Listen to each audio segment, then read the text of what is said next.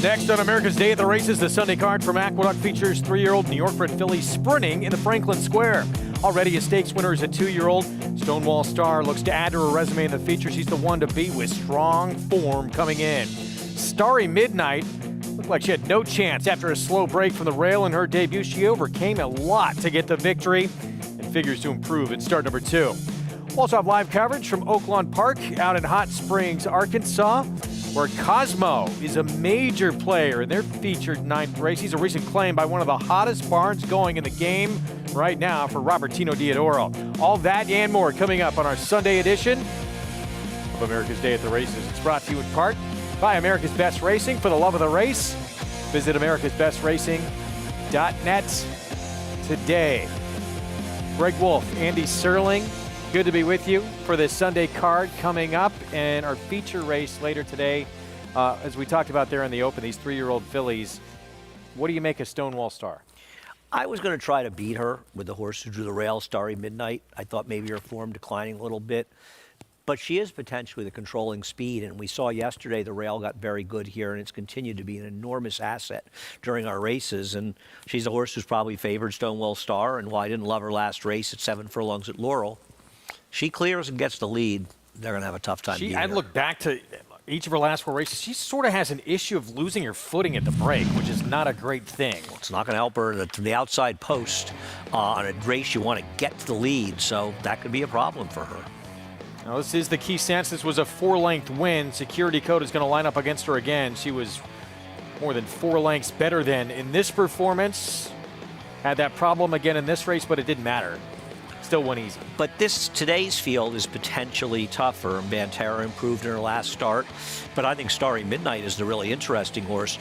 Purchased in part by Lady Sheila Stables since her debut. The previous connections still are part owners, but switched to Linda Rice, and she was a very visually impressive winner of her debut, much more so than Banterra. Banterra, she's won 2 of her last 3. She won in the mud, sprinting 6 furlongs last time out, and that's this performance back on December 4th. Lockbox was in this race, will line up again today as well. Yeah, I mean, this was an improved effort by her, and she could be an improving racehorse. Obviously, she'll have to do it against better. It was a track that had a little moisture in it, but I don't think it really affected any performance, and she ran her best race yet. So she's improving. But as I said, if the favorite loses, I thought Starry Midnight was the one. So Banterra trying to win her 3rd in her last 4 outings. Interesting feature coming up. See who can step up, and we'll look at that Starry Midnight race later on as we get closer to that feature coming up. Let's take a look at all we have ahead for you on the program on this Sunday afternoon. Here in South Ozone Park, we have the late pick 4 ahead. We're fast here at Aqueduct. Races 6 through 9 coming up. Franklin Square, part of that late pick 4 sequence. Races 4 through 9 out in Hot Springs. They are fast as well. We'll bring you that entire late pick 5. And Tampa Bay, race 9 on the grass. They are firm. Rails out 22 feet. We'll have a maiden claiming turf event. 16 maiden claiming a 1-mile race ahead. You can play all the action by getting signed up, started with NYRA Bets. That's the offer, that $200 deposit match sign-up bonus. That's the code to punch in for new members. Match 200. Do that at sign-up, and you're good to go at NYRABets.com. Little help on how to use that money in your account today. Let's go to Jonathan Kinchin for his best bet of the afternoon. How you doing, JK? I'm doing well, Wolfie. My best bet's going to be in the 8th, the Franklin Square. And I'm going to go towards the outside with the favorite in here, the 7 Stonewall Star. But why I think this is a best bet opportunity, it's not because this horse is going to be some large number. But I think you're going to pick up some value because I think that people are going to bet the rail horse to 1 Starry Midnight. One of the things in this common day, in this new day of racing, is bad trips aren't really hidden anymore. Everyone sees them. And they're often overbet coming out of those bad trips. And Starry Midnight had a horrible trip last time, broke extremely slow, just all the things you kind of want to go wrong. Didn't seem to be liking the kickback in that race and just happened to get up. It was very impressive visually. But from a speed figure standpoint, it wasn't that much better or that impressive compared to what we've seen out of the 7 Stonewall Star. I think if Stonewall Star runs one of her best races, and the 1 can run their best race too, and I still think the 7 can win. And when you have a horse, a lightly raced horse, who breaks slowly on debut, what's to tell you they're not going to break slowly again? And down on the inside, that's the worst place, in my opinion, to break slowly. So not going to be the largest price on the board, but I think you will pick up some value on my best bet, the 7 Stonewall Star. All right, good luck, JK. We'll see how it plays out. As mentioned, Stonewall Star, she's had her own issues out of the gate, although not as pronounced as what we saw from Starry Midnight in that debut. Up next, it's race 6. It kicks off the late pick 4. 6-furlong sprint. New York bred 40 maiden claiming race, and Lauchi right now, that's the one to beat. First start back since late August at Saratoga. We'll have the post parade coming up.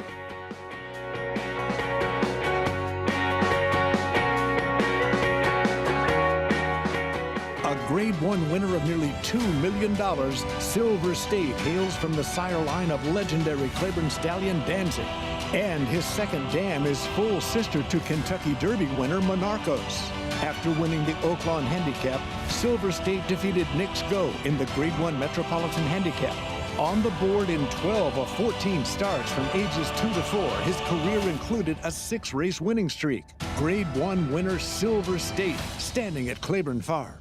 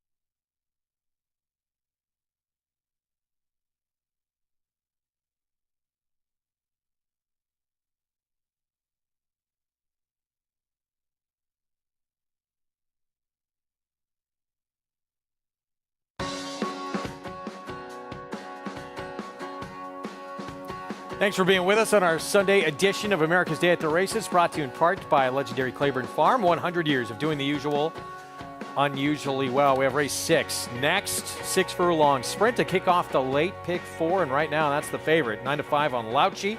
Chris Engelhardt, Eric Cancel. Let's check in for the first time today with Maggie Wolfendale. And Greg, we'll check in with Lauchi as she does come in off of a layoff and dropping to the 40,000 for the first time. She's faced some decent New York bred fields in the past. She's one I've never really been a fan of physically. Much the same here. And it's not as if, well, with the drop in class, sometimes that elevates the way that they look kind of relative to their competition. Not really, but at least she's fit. She is ready to go. She could just win on merit alone. I just felt as though there were some more interesting propositions than her, but don't get me wrong, I totally get why she can win. Now, number 4, Justin Nyquist, she'll be coming in off of a layoff too and returning to the dirt for only the second time. First time she did so was against Open Company in a high-level maiden claimer. She didn't do too much running that day. The problem is while she's a Nyquist, which can go either way, the bottom generation, or bottom pedigree, I should say, is all turf. Now, she doesn't look totally out-and-out turf, but she is a big, long, scopy filly where the turn back in distance is actually my main concern. And while she also doesn't have the proverbial turf hoof, she does have those longer Gaskins, which I just kind of often equate to wanting turf and, just a little bit more angular behind. And furthermore, she's washed out. Not as if she's nervous. She's just washed out. And that's usually a telltale sign that a horse needs a start as the front wraps do go on for this return to the races. First time starter in here, JD Advantage. Boys of Toscanova, while he doesn't have that many horses on the racetrack, actually does okay with his first time starting 3-year-old and up types. He's hitting at 16%. The dam, she was mediocre to say the least, but this guy is half to a stakes winning New York bred sprinter as well, and looks like an out and out sprinting type. And Paul Barrow, while maybe he doesn't have the best quality of stock, his quality of horsemanship is really good when he brings his horses here. They are always really well turned out, just great weight, great conditioning. This one does look a little bit soft around the edges, but still, she's made a lovely impression on me for a first-time starter. Thought she was a little intriguing for one that has some upside, Greg. Maggie, thanks. We'll see how the debut goes for JD Advantage. 6 minutes away from the start of the pick 4. Excuse me. You can follow along with all the races we're bringing you. Get the stats on the horses, trainers, jockeys with free Equibase past performances. Go to NYRA.com/TV schedule and get your free PPs for all the races on the program today. Riders up. Jose Lezcano, 3-win day yesterday. See if he can keep things going, teaming up with not a big secret. It's been a tough go for Rudy Rodriguez. Had a very tough Saratoga. He's 2 for 40 at this meet. Spooky Lady, the 2, though, is a 2-1 favorite right now. Yeah, and all those things you say are correct. And I think you'll agree. I'm not sure how much you want to worry about trainers' records going into this field. I mean, this is a race with a 6 who on paper looked like he was probably going to be the favorite dropping down. It is a very hard horse to say, this is the one. I think he's much the one to beat. No question. So she is. Mischief Motion's going to kick things off at 9-1. She's supposed to be the inside speed on this track, and to go to her race 3 back, she's fast enough to compete. And inside speed's a good thing, but may not be good enough. Here's the favorite, Spooky Lady. Blinkers coming off for Rudy Rodriguez. But she's also a Mike Pegram, Bob Baffert cast-off. Not exactly the kind of horse you want to trust. Favoritism now moves to Lauchi, the 3. She has the best races on the go back, but she's now making her second start in almost a year and very hard to trust. One dirt start. It was going long for Justin Nyquist. I picked her, Justin Nyquist, the new face with the scratch, but I'm worried her running style won't suit the track. Hail Britannia, first-time starter, 6-year-old mare making her debut. I learned on the Crown that the Britannia was the Queen's ship. I had not known that. Did you know that? I did the royal not. family ship, yeah. JD Advantage at 6-1. That's how I learn things on television, Greg. That's how we all do we're now. Taking a little bit of money here. I like the Crown. And Maggie had some okay things to say. And 30-1 outside Virtual Beauty. And by the way, okay in this field is a rave in a 2-year-old maiden race at Saratoga. Yeah, Virtual Beauty looks like one of the few that would be particularly surprising on the 6-year-old first-time starter. Even though I know you're betting that one, Greg. You can't resist. What is it for you? At 6 or 7, you love a 6-year-old first-time starter? It's your big theory. That's It's quite an alone. angle. I mean, 5-year-olds and beyond, I say pass. If it took Even that 5 long is to get to tough. the races. 6 is really unlikely. You can get involved with the Showdown contest today. It's free to enter. You're competing for real prizes and for bragging rights. We'll put up that leaderboard at the end of the show. Free to enter. Put in your selections. Go to NYRA.com/showdown to get involved. So let's go back to Lauchi in here. 9 opportunities to break her maiden. This will be the lowest level she's been in yet. She's been favored before. She's been placed in a stakes race. She's run good against better. She just hasn't got it done. Now the big drop. Yeah, listen, obviously, I can understand why people are betting her in this field. And I think with a horse like this, I feel like you talk in circles about races like this a little bit, because we understand her merits. She has conclusively run some of the races along with the 2 that are better in this field. But her race in March 11, the good one we're showing here, where she was second, then she's off for 5.5 months. She runs in Saratoga, and granted in a tough spot, but she was atrocious. Okay, it was a sloppy track, but now she's off another 5 months. I mean, for me, I can never bet horses like this while she can win. Next door, here's Justin Nyquist. You selected 4 of her 5 starts have come on turf. The lone dirt start, a mile and a 16th at Churchill. It was against tougher. Didn't do a lot of running. I like Bill Morey off the claim a little bit. Now he claimed this one in June, so he was certainly no hurry to get her to the races. And at least, unlike the others here, She hasn't failed yet sprinting on the dirt. Some interesting works, too. Yeah, I agree. Some good works going up, and she's kind of a new one and gets Dylan Davis to ride. And listen, in the absence of the 6, this is the I can't trust me maiden claiming race, right? So 2s for Maggie and JK. You're going to the 4. Favorite is Spooky Lady. Let's go to JK for more. Yeah, guys, this kind of race kind of reminded me of a video game thing. Remember those racing video games where there's like a checkpoint? You had to get to a certain point in a certain time, or you had to put more money in, basically. That's how you got to keep playing.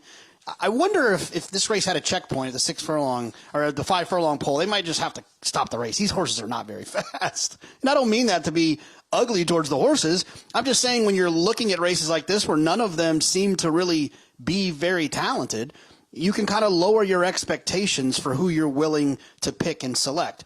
We've made lots of points about the 2 Spooky Lady, what reasons you don't want her. You don't really, I'm not cutting in line to bet horses off of Bob Baffert. Rudy's had her twice, had a chance to try to win with her, hasn't been able to. She's taking blinkers off. But she does have a little bit of early speed. In a race full of a bunch of horses that I just don't feel like really want to win, give me the one who's going to be in the front, the soonest, the fastest, the earliest, and to me it feels like Spooky Lady. I think she'll be aggressively ridden in this spot, and I think because she's going to be forwardly placed, it's going to help her out quite a bit. This is probably one of those groups that Spooky Lady has a chance of beating, and I'm hoping Maggie will agree with me at least a little bit. Begrudgingly, I do. JK, because the other options, I've never liked Lauchi. As I said, I get where she can win. Just have never liked her. And I just really wish that the 4 wasn't washed out, and I wish she had more ground to work with, and I'm not really sure if she's a dirt horse at the end of the day either. I'd take the 7, but I just don't think she's quite fit enough to win at first asking. I'm really intrigued to see how she runs, so that's just reduced me to the 2, Spooky Lady, whom, yeah, she comes out of the same field in which Bidou Adu would have been coming out of as well. She did absolutely no running, but it was a sloppy track, so you could give her the benefit of the doubt and that she reacted negatively to that. Blinkers going off today, very energetic, so that's always a good sign for horses that project to be the controlling speed, and that's what I'm getting from her. And it's tough to take horses from Bob Baffert because it's kind of that, been through the training regime, and it's hard to kind of leave. There's no stones left unturned, and they're often, they are what they are, and it's hard to kind of bring them back from that. But I'm hoping at this level against New York breds, Spooky Lady can do it. Greg. Public behind her. Thank you, Maggie. JK. Going back and forth between the 2 and the 3. I thought she'd be in front as well. We'll see what happens. The 2? Well, yeah. Well, I think the threat to the 2 is if Adorno's aggressive with the 1. I think the 2's faster than the 3. The problem is that Jose Lezcano is not a particularly aggressive rider. Jose rides like he is. He's a very laid-back guy, and you see it in their personalities, right? He's just not a rider that usually comes out sending hard. And in knowing him at all, he's got a good, and I mean that in a compliment, as a good laid-back style, but he sometimes isn't the most aggressive of riders. We'll see. I guess it really depends how much speed Adorno has. I didn't think Leochi was as fast, but who knows? There's Lezcano stepping in. Spooky Lady, again, 3-win day yesterday for him. We'll see if Rudy Rodriguez barn can get going a little bit with this 2. Lauchi off since that sloppy track effort late August, Saratoga. Lowest level she has been at now in start number 10. And here's a 6-year-old mare. You don't see this very often. 6-year-old mare making the first start of her career. Fortunately. Yes, you're right. You do not see that very often. Used to be it. You wouldn't see it at all. And she does not want to go in. No. She's had a long time to think about it. I mean, you'd think at 6 should be the moment she's been waiting for. But apparently not. And that firster who was caught in Maggie's eye anyway, JD Advantage for Paul Barrow. 6-1. That's the 7. Andre Worry. She's never budged, right? She was 6-1, I think, like the entire betting. Sort of interesting. She never drifted up. Probably a positive. Trying to get this 5 in. I can understand people looking at the race, and I don't think they're going to bet the first 6-year-old first-time starter, but looking at the 7 and saying, hey, I'll take a shot with a first-time starter in here. I'm certainly not looking to knock that. I don't think this is a race where you want to get in a soapbox about anybody, including Hail Britannia, who we would never bet, but she's 40-1. That's not going to do any good. Back to your 4 real quick. You see, I mentioned those works. We don't know how she did it, Maybe but a bullet she's- drill, 47-1, quickest of 130 in the morning. Maybe Gate Dolan drill coming that up was a bullet? flying. No, I saw the same thing, and she doesn't look like a particular speed threat on paper, but you never really know. I mean, right? She may just be a different horse. Waiting on Virtual Beauty, last in line. Here we go with a pick 4. Let's go upstairs, Chris Griffin, to get us started.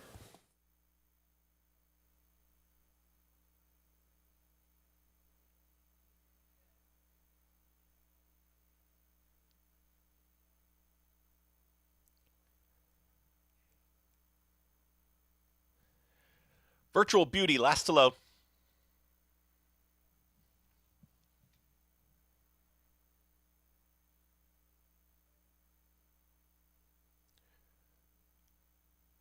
Virtual Beauty steps forward, goes in. All in line. All set.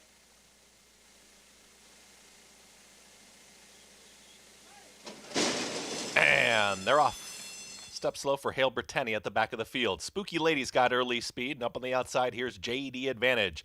JD Advantage now puts a nose in front, and right there is Spooky Lady. They're now head and head. Just off of them is going to be Louch. She is tracking in third, is now moving up quickly. 4 wide is going to be Justin Nyquist. 5 wide is going to be Virtual Beauty, and 6 wide up on the far outside there is Hail Britannia. The one at the back is Mischief Motion. It's a scramble on for the front end here, and Spooky Lady is backed out of it. Louchy is ranging up on the outside, has now put a head in front of JD Advantage to the inside. They went 23 and 1 for that opening quarter mile. Spooky Lady is trying to rally here from the 3rd position. To the outside of that rival comes Justin Nyquist, far back to the rest here as they approach a quarter mile left to go. In hand, Eric Hensel and Louchy are ready to challenge JD Advantage, and JD Advantage has got a touch more to the inside. Bumping shoulders here at the top of the stretch. Louchy is not past JD Advantage, who comes right back to the inside as they approach the 8th pole. Trying to join them is Justin Nyquist on the grandstand side. A final furlong. JD Advantage to the inside of Louchy. JD Advantage now back in front by a nose. Louchy trying to join them still. Justin Nyquist. JD Advantage now a neck in front. JD Advantage. Louchy down to the wire. Looked like JD Advantage in a photo there with Louchy. Then came Justin Nyquist and Spooky Lady in 1 minute 13.35 seconds. JD Advantage, first-time starter, out-dueling the much more experienced, battle-tested Louchy, who was dropping in class.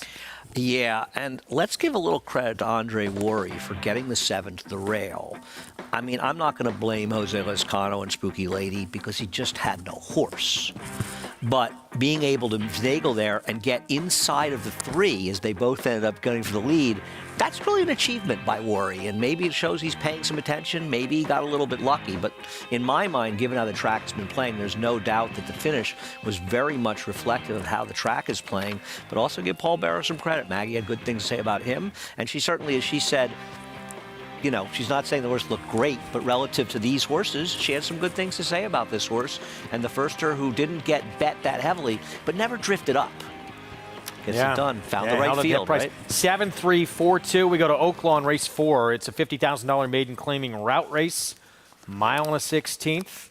And the one we will see first, right here, the favorite at 3-1, Caballo Feliz, Kenny McPeak. I know you have been waiting for this race for a long, long time. Only 1 race in the dirt for this one in Indiana, 2 races back, and ran a race good enough to make a contender. Line to gain, huge price, stretching out. Yeah, I didn't see anything to recommend her in the drop down. This is an interesting horse for Steve Asmussen. $700,000 son of Into Mischief. Debuts this horse. First 2 starts came at Remington. Oh, this was the horse you were talking about. I wasn't sure it was this horse. Now I see it. Well, you know what? This horse is not worth $700,000 anymore, Greg.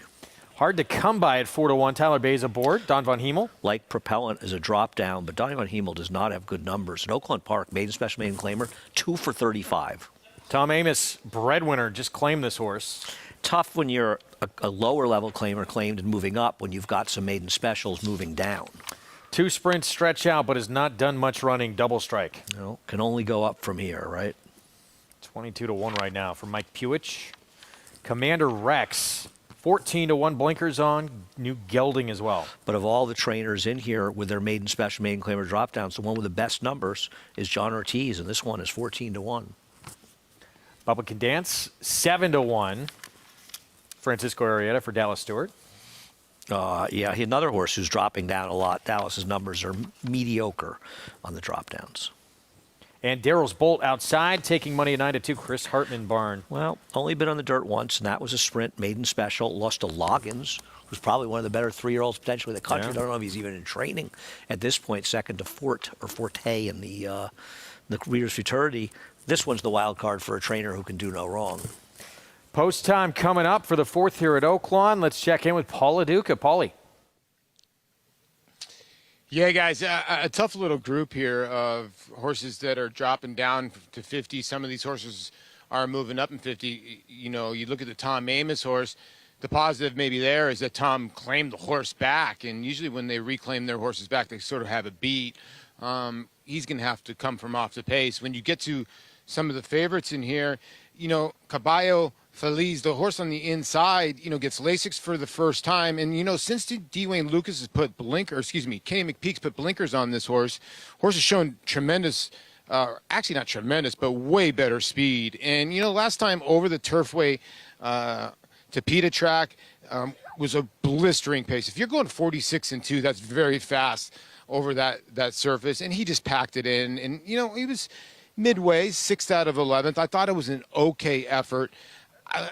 You know, the other horses in here, when you look at the 4 Propellant, you know, those are 7-horse fields where Stuart Elliott and Steve Asmussen, by default, are going to get bet to favoritism because they're just formidable. And when you see $700,000, the worry is, why was this horse at Remington Park? And maybe you know now why this horse is in for 50. Can he win?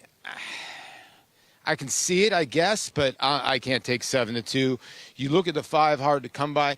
I'm kind of in agreement with Andy. At first time when I looked at this, I was like, you know what, this horse on the drop down, you know, maybe he's got some numbers. But when you look, the horse is run 7th, 8th, 6th, and 9th by multiple lengths on the dirt. And his one lone race was good on the turf. So I don't know if you want to take that horse at 5-1 or 1. Either breadwinner, too, the 6. So there's just so many questions. And then the other big question here is the 10. I told you guys yesterday, the Shelby Ruiz horses that have been coming in here, they've been coming in the Chris Hartman barn. They've been fired and had a 9-1 shot run 3rd yesterday. This one, most of them have been getting a work on the racetrack. This one has not gotten a work on the racetrack, so a tough read here on the 10. And then the last horse I'll give you is the 8, Commander Rex. John Ortiz and Christian Torres are 2 for 2 so far this year, and they had a $72 winner and another $60-some-odd winner. So they've been potent at 15-1. I mean, this is a tough race with a lot of question marks.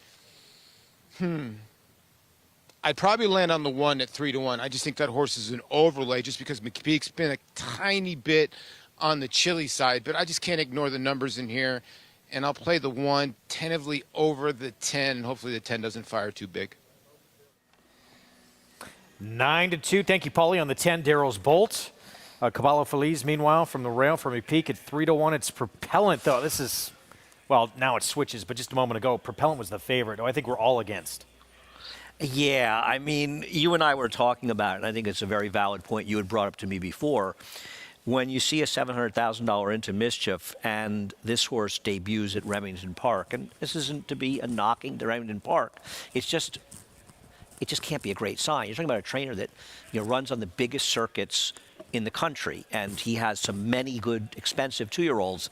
Steve would be the first one to say, if I really liked the horse, I wouldn't be starting it at Remington. And the horse ran okay, but not particularly well, and now he's dropping and he's stretching out. Of course the horse can win, and neither one of us would say he couldn't, but we'd also tell you, as the favorite especially, we're not going to bet this horse. I bet a couple dollars in the 8 and a boxed 8-10. I just like the numbers, the good numbers with John Ortiz dropping, gets the new gelding, blinkers on. In this field, what do you really need? Why is the 8 14-1 and the 4 3-1? And the 8, you know, first time out, faced Corona Bolt, who came back and won the Sugar Bowl for Brad Cox. It's undefeated. Right, and ran the same buyer that the 8's running in Remington. The 3-4's running in Remington. I'm not saying he should win, but he's too big a price, isn't he? I would say so, yes. find out what happened. We're all against Propellant. Maybe going home. longer is going to be just what he wants. See what happens here. Vic Stoff for the call. Here's race 4, Oaklawn. They're at the post. They're off. Commander Rex breaks sharply and goes for the front from Propellant in second. Then to the outside and moving through at the rail is Caballo Feliz, and Caballo Feliz puts his head in front. Propellant is second with Commander Rex 3 deep in third, then line to gain Daryl's Bolt and Breadwinner between horses. Then it's a length and a half further back, Too Hard to Come By. Double Strike didn't take the turn very well, and inside of him is Bubba Can Dance as they turn into the backstretch, and Caballo Feliz is pumped up. He is pulling at David Cabrera and flying along. Caballo Feliz, a 5-length lead on Commander Rex. Propellant races in third. He's 6 off the lead, another 2.5 back to Daryl's Bolt, Breadwinner, and Line to Gain. Then comes Hard to Come By. He's got double digits to make up and 2 in front of Bubba Can Dance. Double Strike is the trailer, and Caballo Feliz is still in charge. 3 furlongs from the money. An aggressive Caballo Feliz leads into the far turn. He is 4 lengths in front of Commander Rex. Daryl's Bolt is moving on the outside, and the Californian Daryl's Bolt is trying to get into second. Still, Caballo Feliz leads at the top of the stretch. It's Caballo Feliz, a 3-length lead. Now Daryl's Bolt has run up outside of Commander Rex, but both of them really pretty much look all in. Bubba Can Dance is next, top of the stretch, Caballo Feliz. Daryl's Bolt is 2.5 back in second. Then to the outside, Hard to Come By, and Bubba Can Dance. Caballo Feliz continues to lead. His lead is still 2.5 lengths from Bubba Can Dance and Daryl's Bolt. Caballo Feliz is 16th out.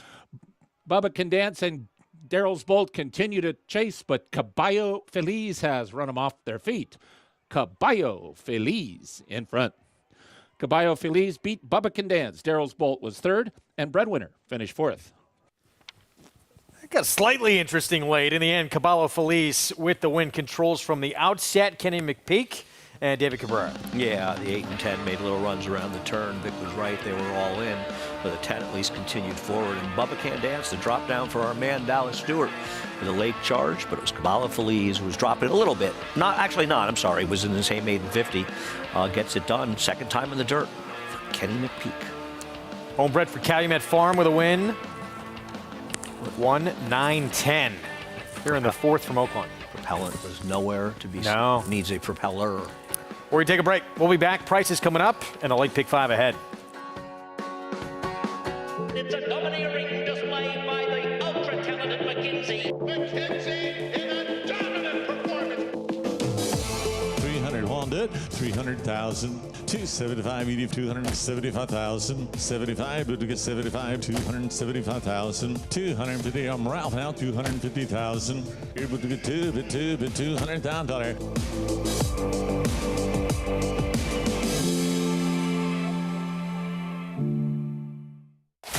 Who are you betting on? How about an app created specifically for horse racing? Naira Bets. We specialize in thundering hooves, fist pumping, and boosting your bankroll with robust weekly promotions. And offer betting tips from actual horse racing experts. Bet all day and night, nationwide. Get the action and thrill of horse racing with Naira Bets.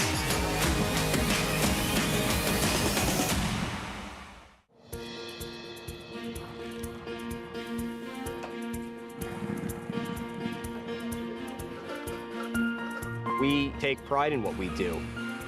For me, it's more of a passion than actual work. I'm an assistant trainer. Carpenter. I'm a peace officer. I'm a jockey. I'm a gardener. I'm a groom. Clocker. Assistant starter. Trainer. ESL teacher. I love what I do. There's so many jobs that come together every day. It's a collective effort that really makes this ball go round.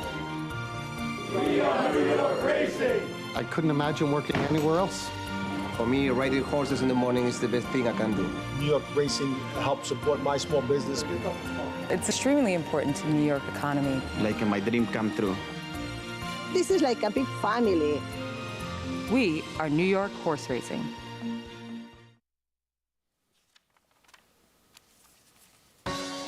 Back with you on America's Day at the Races on our FS2 coverage, brought to you in part by NYRA Bets, where you can play all the races we bring you and many more. Go to NYRABets.com and bet any track, anywhere, anytime. Those watching on FS2, we're going to be leaving you temporarily in about a minute here. Seton Hall Marquette women's basketball. You're going to see the beginning of that game on FS2, and eventually you're going to come back to us. So we do have more coming up, so keep that in mind. We have the 7th up next in here, the 7th race here in New York. Tough street, tough read for Chad Brown. You got to play it through NYRA Bets because you got that $5,000 hit and split going on with the late pick three. Yeah. So log in and sign up, opt in for that. If Dealyn Davis was aggressive and clear with Tough Street, and I'm not her biggest fan, she would probably win. But with Jason Uwais riding Shadalamo, he has been as aggressive a rider as is in the room. I got to think he's going to send inside of him, and I think it moves up Shadalamo, who was compromised by the track last time. And my first love, I guess, is the other one, though. I don't know. I'm not thrilled with either this 3 or 7. I picked the 7 because I didn't change my picks after the scratch. I should have switched to the 6. Still a little surprised she's this short a price. I guess it's the power of Chad Brown. It is. It is. Does not deserve to be that price. No, she was awful last time. I mean, Shadalamo was much better than them. I guess the knock on Shadalamo is that Shadalamo has raced since then and raced just 9 days ago, and Tough Street's now had, a few weeks since then. But even so, Tough Street's not very good. But could be controlling speed, and if that's the case today, she'll win if she's controlling speed. I'm afraid the 6 is going to send, though, and Dylan may not be as aggressive as he should be. 11 minutes to post. 7th here at Aqueduct, and what Andy was talking about, on NYRA Bets. Late pick 3 promo, you got to opt in. If you do hit the late pick 3, everyone who hits it shares a pot of $5,000 cash.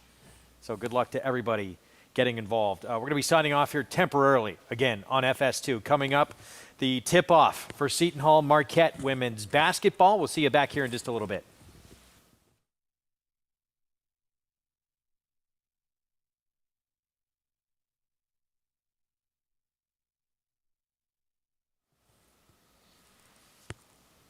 All right, for those of you still with us, you knew this man very well. Sad day in racing, the passing of Howie Tesher, who passes away at the age of 87. He was at a care facility in Hollywood, Florida. In his career, went over 1,300 races, some very big ones as well. And he made a lot of friends. And Howie's one of those guys that, the game was better off for having Howie. And I think a lot of people had the same sentiment when they heard about Howie's passing on Friday. I was talking to Nick Zito about it last night. We were all sad. He was a wonderful man, and to know Howie and to have spent time with him was just to have had fun. He was great fun. He was a great guy. But then very quickly, you just remembered how much you liked him.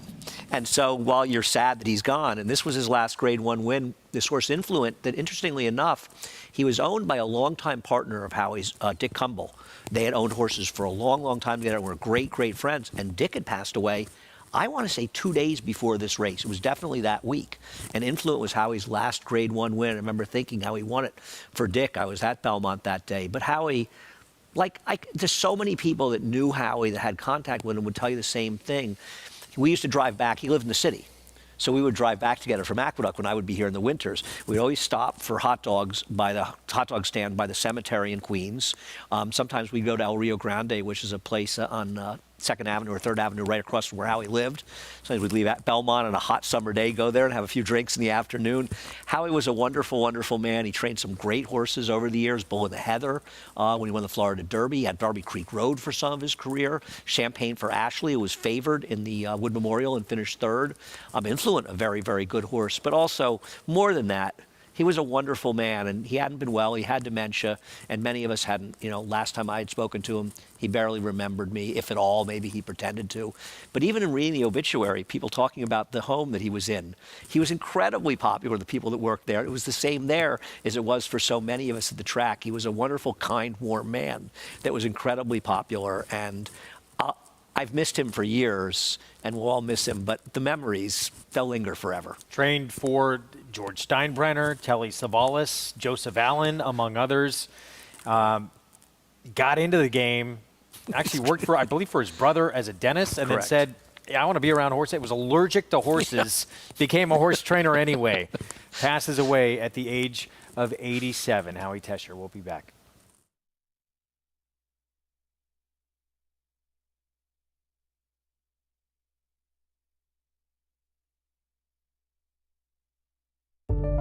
Whatever you use to predict future stallion success, breathe slowly and gaze at the desert's first great championship race. Curlin won it. So did Street Cry, Arrogate, and now, in a time even faster than Arrogate's, Mystic Guide. The cold hard fact is, after this, he was rated the best horse in the world. Mystic Guide. New to Darley.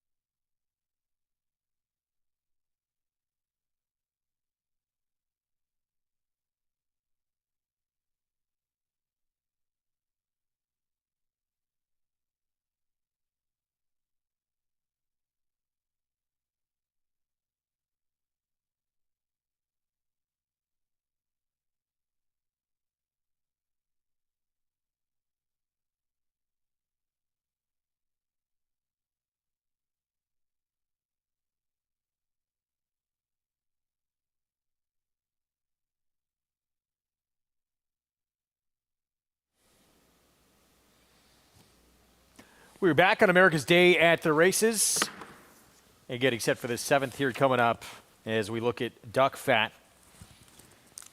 Jalon Samuel on board. Had a maiden win at Aqueduct late November. Had a very, very big win at a big price, 2 back, but probably just not good enough for these. Salsa al Pate. Blinkers on, Ray Handel. So this one's Partey as opposed to Pate yesterday. This one has an R. Thank you. Looks a little slow. My first love, back-to-back wins, Jimmy Ferraro Barn. She's in great shape, and she's really been running well for Jimmy. It's nice to see. Keen Dancer, this will be the 3rd race in 17 days. This horse in career form, but is a deep closer. And Ray Bersaud, who's been winning a lot lately, he is very bad off of wins. Sean Alamo outfinished Tough Street, the big favorite, 2 back. Yeah, and I think Sean Alamo is very dangerous and is extremely inviting price. 6-1. It's crazy. This horse is the same price, Keen Dancer. Even money, though, nevertheless, on Tough Street, who, if she can control, probably wins. Yeah, if she clears the lead, I agree with you. There's nothing more to add to that. 4 minutes away. This 7th here at Aqueduct, which we talked about just a moment ago. Take home your share of $5,000 when you play this late pick 3 with Naira Bets. Hit the final pick 3. You win a share of pot of cash of $5,000. Bonus available to new and existing players. You do have to opt in, so be sure you do that before going after it. Even money, Tough Street. JK, your thoughts on Tough Street in this race coming up? Yeah, well, Tough Street's just hard to trust. Tough to trust. Should have done it like that. This is a horse that likes to get out there and kind of fly on the front end, and can get the distance if the circumstance fits. I just don't necessarily think the circumstance will be perfect. I like the 3, My First Love, in here. And in fact, I'm going to play the pick 3 to try to get a piece of that bonus as well. I'm going to play a cold pick 3 here.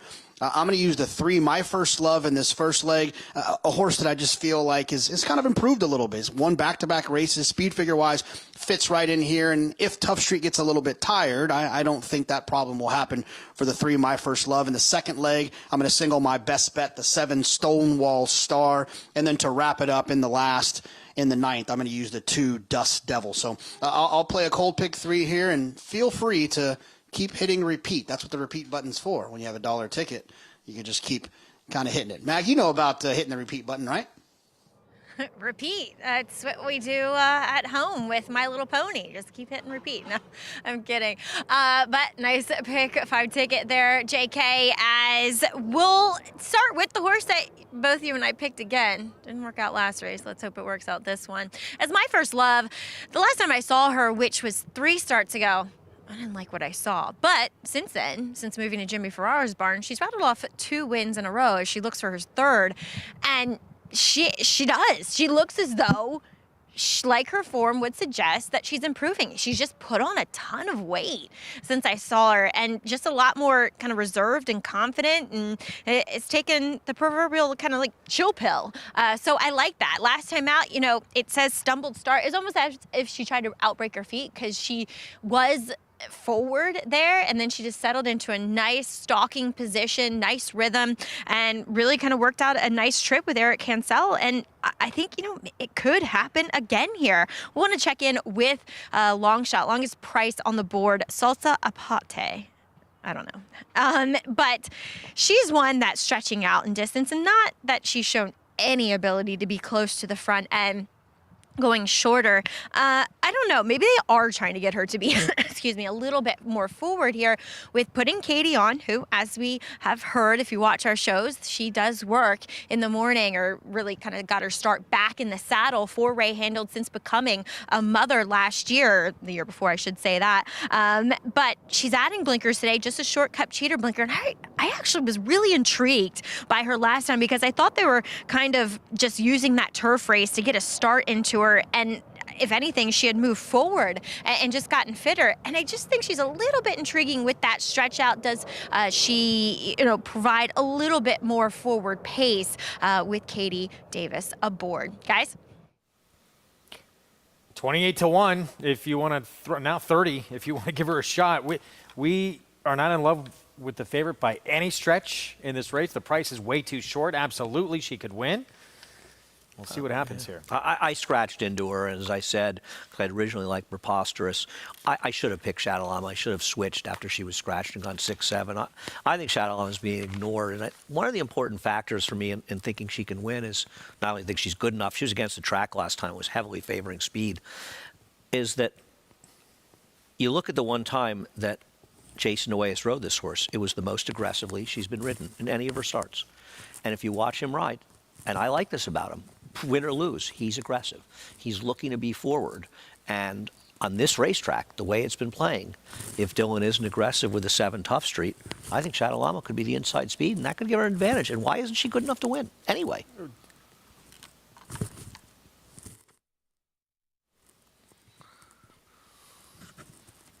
Welcome back to those who briefly left us over on FS2. Back with Greg Wolf, Andy Serling, Maggie Wolfendale, Jonathan Kinchin, and Paula Duca. We're live for the 7th here at Aqueduct, loading up where we have a 4-5 favorite here in Tough Street as we get set to kick off our late pick 3.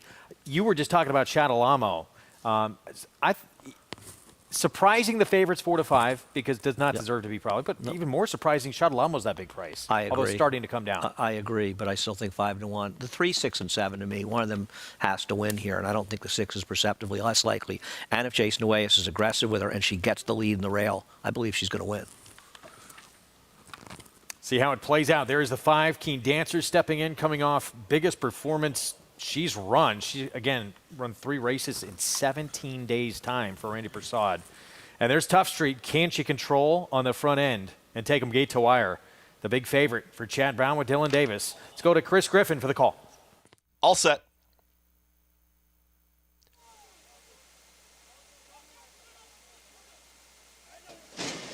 And they're off.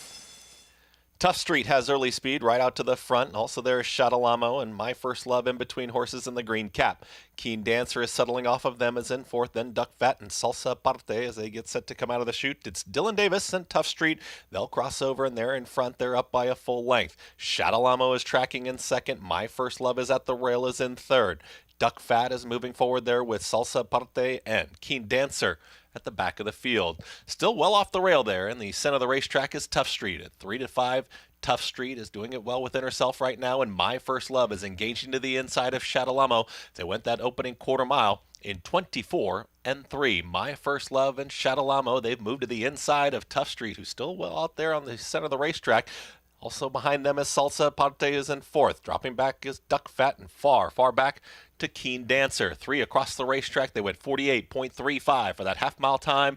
My First Love, Shadalamo, and Tough Street 3 wide. These 3 across the track here, well into the far turn. And Tough Street and My First Love, they're ready to square off, and they're trying to dispatch of Shadalamo, who's in between horses, is fully extended. They reach a quarter mile left to go. Tough Street is in hand, and Tough Street now kicks for home. My First Love is trying to keep up to the inside, but Tough Street is doing it very nicely. It's all Tough Street up by a length and a half. My First Love is going to move to the outside here to challenge this leader. A final furlong. Tough Street is up by 3. Tough Street approached the 16th pole. Dylan Davis and Tough Street, they were well out in the center of the racetrack, but she was much the best. Tough Street gets the victory. My First Love, then Shadalamo, and Duck Fat in 1 minute 39.26 seconds. Winds up going off at 3-5 and warrants that price with the way she ran here. No, the board was right and we were wrong. And I say that having put her on top, and I did not think she was a good bet at all. And Dylan, I thought Dylan was giving her a bad ride. He stayed out in the middle of the racetrack. The rail's been good. That was an excellent ride in the number 3 horse in this race by Eric Cancel. But it just didn't matter. And it's odd, Greg, because none of us could justify, and you and I look at races pretty differently in a lot of ways. It's not like we agree in a lot, always agree. And none of us really thought the 7 was so overwhelming. Yet the board said she couldn't lose. Yeah. And they were right. The board was right. Maybe just a little more time. I don't know. She was a week the best in here. Terrible last start. Had put together back-to-back wins before that, and Chad Brown rights the ship with this filly. He often does. 7-3, 6-1. Tough Street now 3 for 8 in her career, and Dylan Davis having a big day. Yeah. Of course, Manny Franco's been out this weekend. But an opportunity. You think Manny being out this weekend is going to cool him off? No. No, you think he'd come back and right hot again? Been incredible. Was the reigning National Rider of the Week. 11 wins that Friday through Sunday. He's been riding great. But the other guys too. I ran to Jose Lozcano yesterday. He said, I saw you guys had Kendrick on the show. And I said, Jose, you're welcome to come on the show anytime. And he said, no, I'm not big on the interviews. He's a man of few words. 5th at Oaklawn. I'd love to get him up here one time. Jose's great. 6 furlong sprint here. Non-winners at 2 Life. State Bred Company, Miss Rita, big price, 24-1. Yeah, down the inside, this one does look like a rank outsider. As does the 2, Miss Dutton. Yeah, I was trying to make a case for this one, but could not. At least second off a layoff, right? She's amazing. At least she's making second off a long layoff. And did catch a muddy sealed track last time. I think you have to at least give her a little bit of a look. Half Scout. 1 for 19, has not hit the board the other 18 starts. Here's the 4. Yeah, it's a tough one for me to make a case for. I'm not big on 1 for 19s.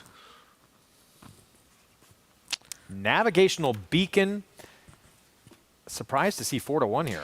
I'm wondering if this one moved up on the wet track last time, because I thought she was a little tough to make in there. But if she beats her last in a dry track, she can win. Run Fearless, big player here at 5-2. No question, a huge drop down for this horse. But just this is the lowest level this horse has run at. 12-1 here. Guest in My Heart for David Cabrera aboard. He's moving up and would have to improve. Trainer change. Jerry Dawn, Francisco Arrieta aboard. Yeah, another horse, second off a little bit of a freshening. Obviously, would have to improve, but also moving up in class. Well, not really, because this is State Breds, I'm sorry. So both this and this horse and the 7 are not moving up, really. I thought this one a little interesting here. Comes back, wins off a long time off. KJ's Pat Pistolani? Yeah. Okay. Derby Day Lassie. Alan Milligan dropped down in class. Yeah, I mean, this is the one that's dropping the most and has run some good races, and last time out obviously went wrong. I'll tell you something, slipped break. I don't think this horse had a real excuse last time. I thought she was bad last time, but she can obviously win dropping. And big on Broadway. She actually won second time out in a State Bred Maiden Special and went to a stake at Oaklawn. That was back in 21. Well, she's got that big race off the claim, right? And just been abysmal since that race as well. I'm not sure what to do in there. I prefer the number 6 of the 2 horses that are taking money in here. We'll see what Paulie thinks. All right, Paul. Yeah, I'm with you, Andy. I think the 6 is the horse in here. The issue is that she has to get out of the gate. She's a 5-year-old mare, and the gate's been her issue. She sort of comes from way out of it. Now, when you get to the 10 horse is kind of confusing because this horse should clear this field with her eyes closed. She's just really, really fast, but she just absolutely stopped in her last race. And she's a stakes place filly, an Arkansas bred stakes place filly. She ran third in the Rainbow Miss. So maybe she's not worth the $30,000 that they're dropping her in for. I just think that, after one bad race, that you plummet this bad. There's a lot of worries on the 10, but then the race shape might help her because she should clear this field. I just don't know if she's the same horse. We'll see today. Now the 5, Navigational Beacon. I know we got the paint for this horse, and at 21-1 on a muddy racetrack off a layoff, we haven't seen a lot of these Louisiana Downs horses run at all. This horse ran her career top by far, and you have to wonder, was it the mud or not? And 113-1 doesn't get your spine sort of tingling to bet this horse at 3-1. So I get it. She was game in the lane. She fought all the way down at a big price. She just couldn't get the job done. Now she does have a 7 3/4 lengths win on her form that was hand timed, and so she's almost a 2-time winner. So maybe you can give her that credit, but I just don't see her at 3-1. I just think the 6 Run Fearless, if she can get out of the gate, this mare by Arch, can stay with intact of this field, I think she can prove the best. Greg, I'm kind of with you on the 9 on KJ's Pistol Annie. The buyer figures, the numbers are a tiny bit low, but the way she did it last time, I liked it. These Commander shoes, we've already seen one of them, Arkansas horses, win. He's been a very, very good sire, and I think this horse can improve. So the 10 is the question mark, guys. I think the 10 clears this field, and we'll see how far she takes him. But I have this feeling the 6 Run Fearless is going to be looming large. Paulie, thanks. And Run Fearless, big, well, not big, but 5-2 favorite in here. And the 9 is taking money. This horse was 10-1 on the line, 5-1 now. I just like the fact, too, that we'll see how close she can stay with the 10 early. It was off a lengthy layoff. Hadn't raced since April, comes back in December, breaks her maiden at Oakland. It wasn't a muddy track, but at least got a figure, not buyer-wise, but on. So Thoroughgraphs obviously think this horse is faster. To put her in the mix. Time Form has her in the mix too, so to be fair. So she's not, I'm not, listen, not my kind. I'm not knocking anybody in this race. I'll tell you one thing about her. She's taking a surprising amount of money. I would not have expected her to be this price. Sometimes that's a good sign, and I'm not gonna knock your selection whatsoever. I don't have a strong one here. Well, she's not my selection, but I think or she's a horse interesting. a horse that you and Paul. I'll put it this way: you and Paul think the horse is a chance. That's good enough for me. 2-1 favorite, Run Fearless. Jinx fires. Christian Torres, the 6. This kicks off the pick 5. It's an interesting pick 5 today. All their pick 5s are tough. Yes, they are. Every pick 5 everywhere is tough. Especially at Oaklawn. Vic Stauffer to kick things off here in race 5. Here's Navigational Beacon. Derby Day Lassie. Last to load, big on Broadway.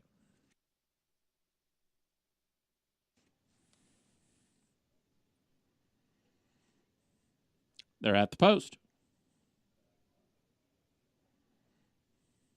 They're off.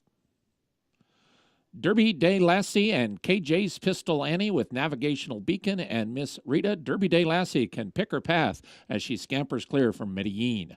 Then comes Half Scout, Run Fearless, followed by She's Amazing and Miss Dutton. Big on Broadway has 2 beat. They are Jerry Dunn and Guest in My Heart. Derby Day Lassie pumped up going into the far turn. She's opened up a big lead here. Derby Day Lassie is 4 lengths in front of Miss Rita in second. It's 2.5 back to KJ's Pistol Annie and Navigational Beacon. Run Fearless begins to unwind. She's 10 lengths though behind, and behind also is 4 back to Big on Broadway and Jerry Don. Derby Day Lassie continues aggressive. She's just over a quarter mile from home and 4 lengths in front from Miss Rita, who begins to cut into that margin. And so here's Miss Rita now within 2.5 of Derby Day Lassie. Derby Day Lassie leads, but Miss Rita is going to run right on by. Now stretch runners are coming, and one of them is Half Scout, and one of them is Jerry Don, and KJ's Pistol Annie, and Run Fearless dives to the inside, and it's a wild scramble. Jerry Don, Run Fearless down to these two. Run Fearless trying to give Jenks Fires 2, and Run Fearless wins. Run Fearless beats Jerry Don. It's close for third between Miss Rita and Half Scout. Run Fearless, I believe, off 3-1 in here for the victory. Jenks Fires, Christian Torres for a moment. I think everybody holding their breath here. 55-1 shot in front here, this gray filly. Yeah, no, a tough beat if you had her. And Torres made a decision. I'd like to see the head on, around the 3/16 pole or so, because Torres, I thought, was going to angle out on this filly or mare who was making a run, as it's always the best way to get your momentum going. And he decided to duck between horses and had to negotiate a little bit of traffic, which can be a little bit of a tricky thing when you're flying and a race is falling apart. It ended up working out, and I'm wondering if on the head on, those horses that were in front of him outside might have been even farther outside than they look. So he thought, I can't go 5 wide. I'm not going to go 5 wide paths to go outside of them, so I'm better off ducking in. I'm actually curious about this. Thank you, guys. Cracked staff. You'll see her in that red cap. Now, you see, right now, don't you think she's supposed to angle out outside of horses? She really didn't have to go that much wider, and he decided to go the inside route out. He got the victory, but I wonder if it muted her momentum just a little bit.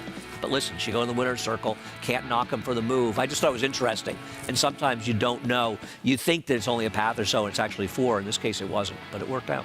Paulie drew this one up perfectly. Thought the 10 would be lightning quick out of the gate, but he said the 6 would be looming large down the stretch, and she was. No, I agreed with him. And, we were talking about it, and I agree with what Paulie said. He's been right on target in so many races. The 10, as he said, she's lightning fast. I mean, she got the lead in this race from the 10 post in a split second. But she was cruising along, and you and I could both see as they came to the stretch, she was shortening stride. And in the snap of the finger, she went from first to way back. Class dropper gets it done. Does so at 3-1 in here. We'll have the prices coming up. Set up the pick 4 when we come back. We're going to look back to yesterday. Betsy Blue, her roll continues. Not as quick as she has been doing it, but she still gets the victory. And that's now 4 wins her last 5 starts. Tougher tests ahead. We'll take a look back at that Interborough victory when we return.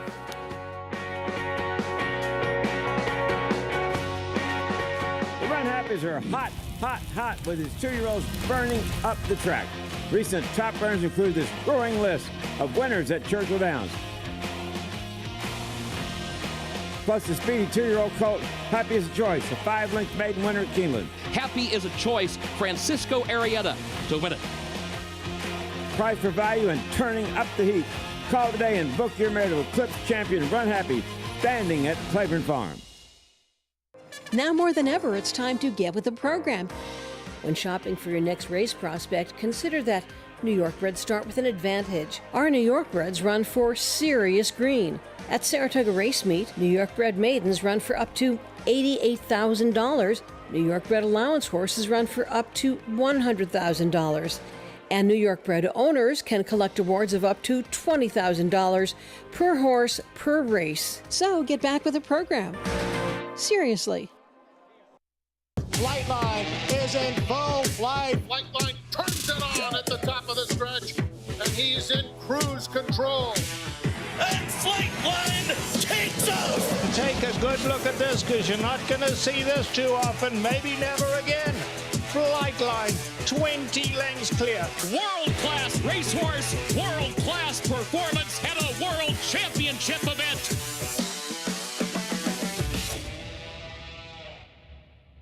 Racetrack Television Network brings you every race, from every track, on every screen, every day. With monthly packages starting as low as $5, RTN gives you great value and access to more live HD streaming and race replays than anyone. Visit RTN.tv today to sign up and watch on almost any device, including Roku and Amazon Fire. RTN has packages that start at $5 per month.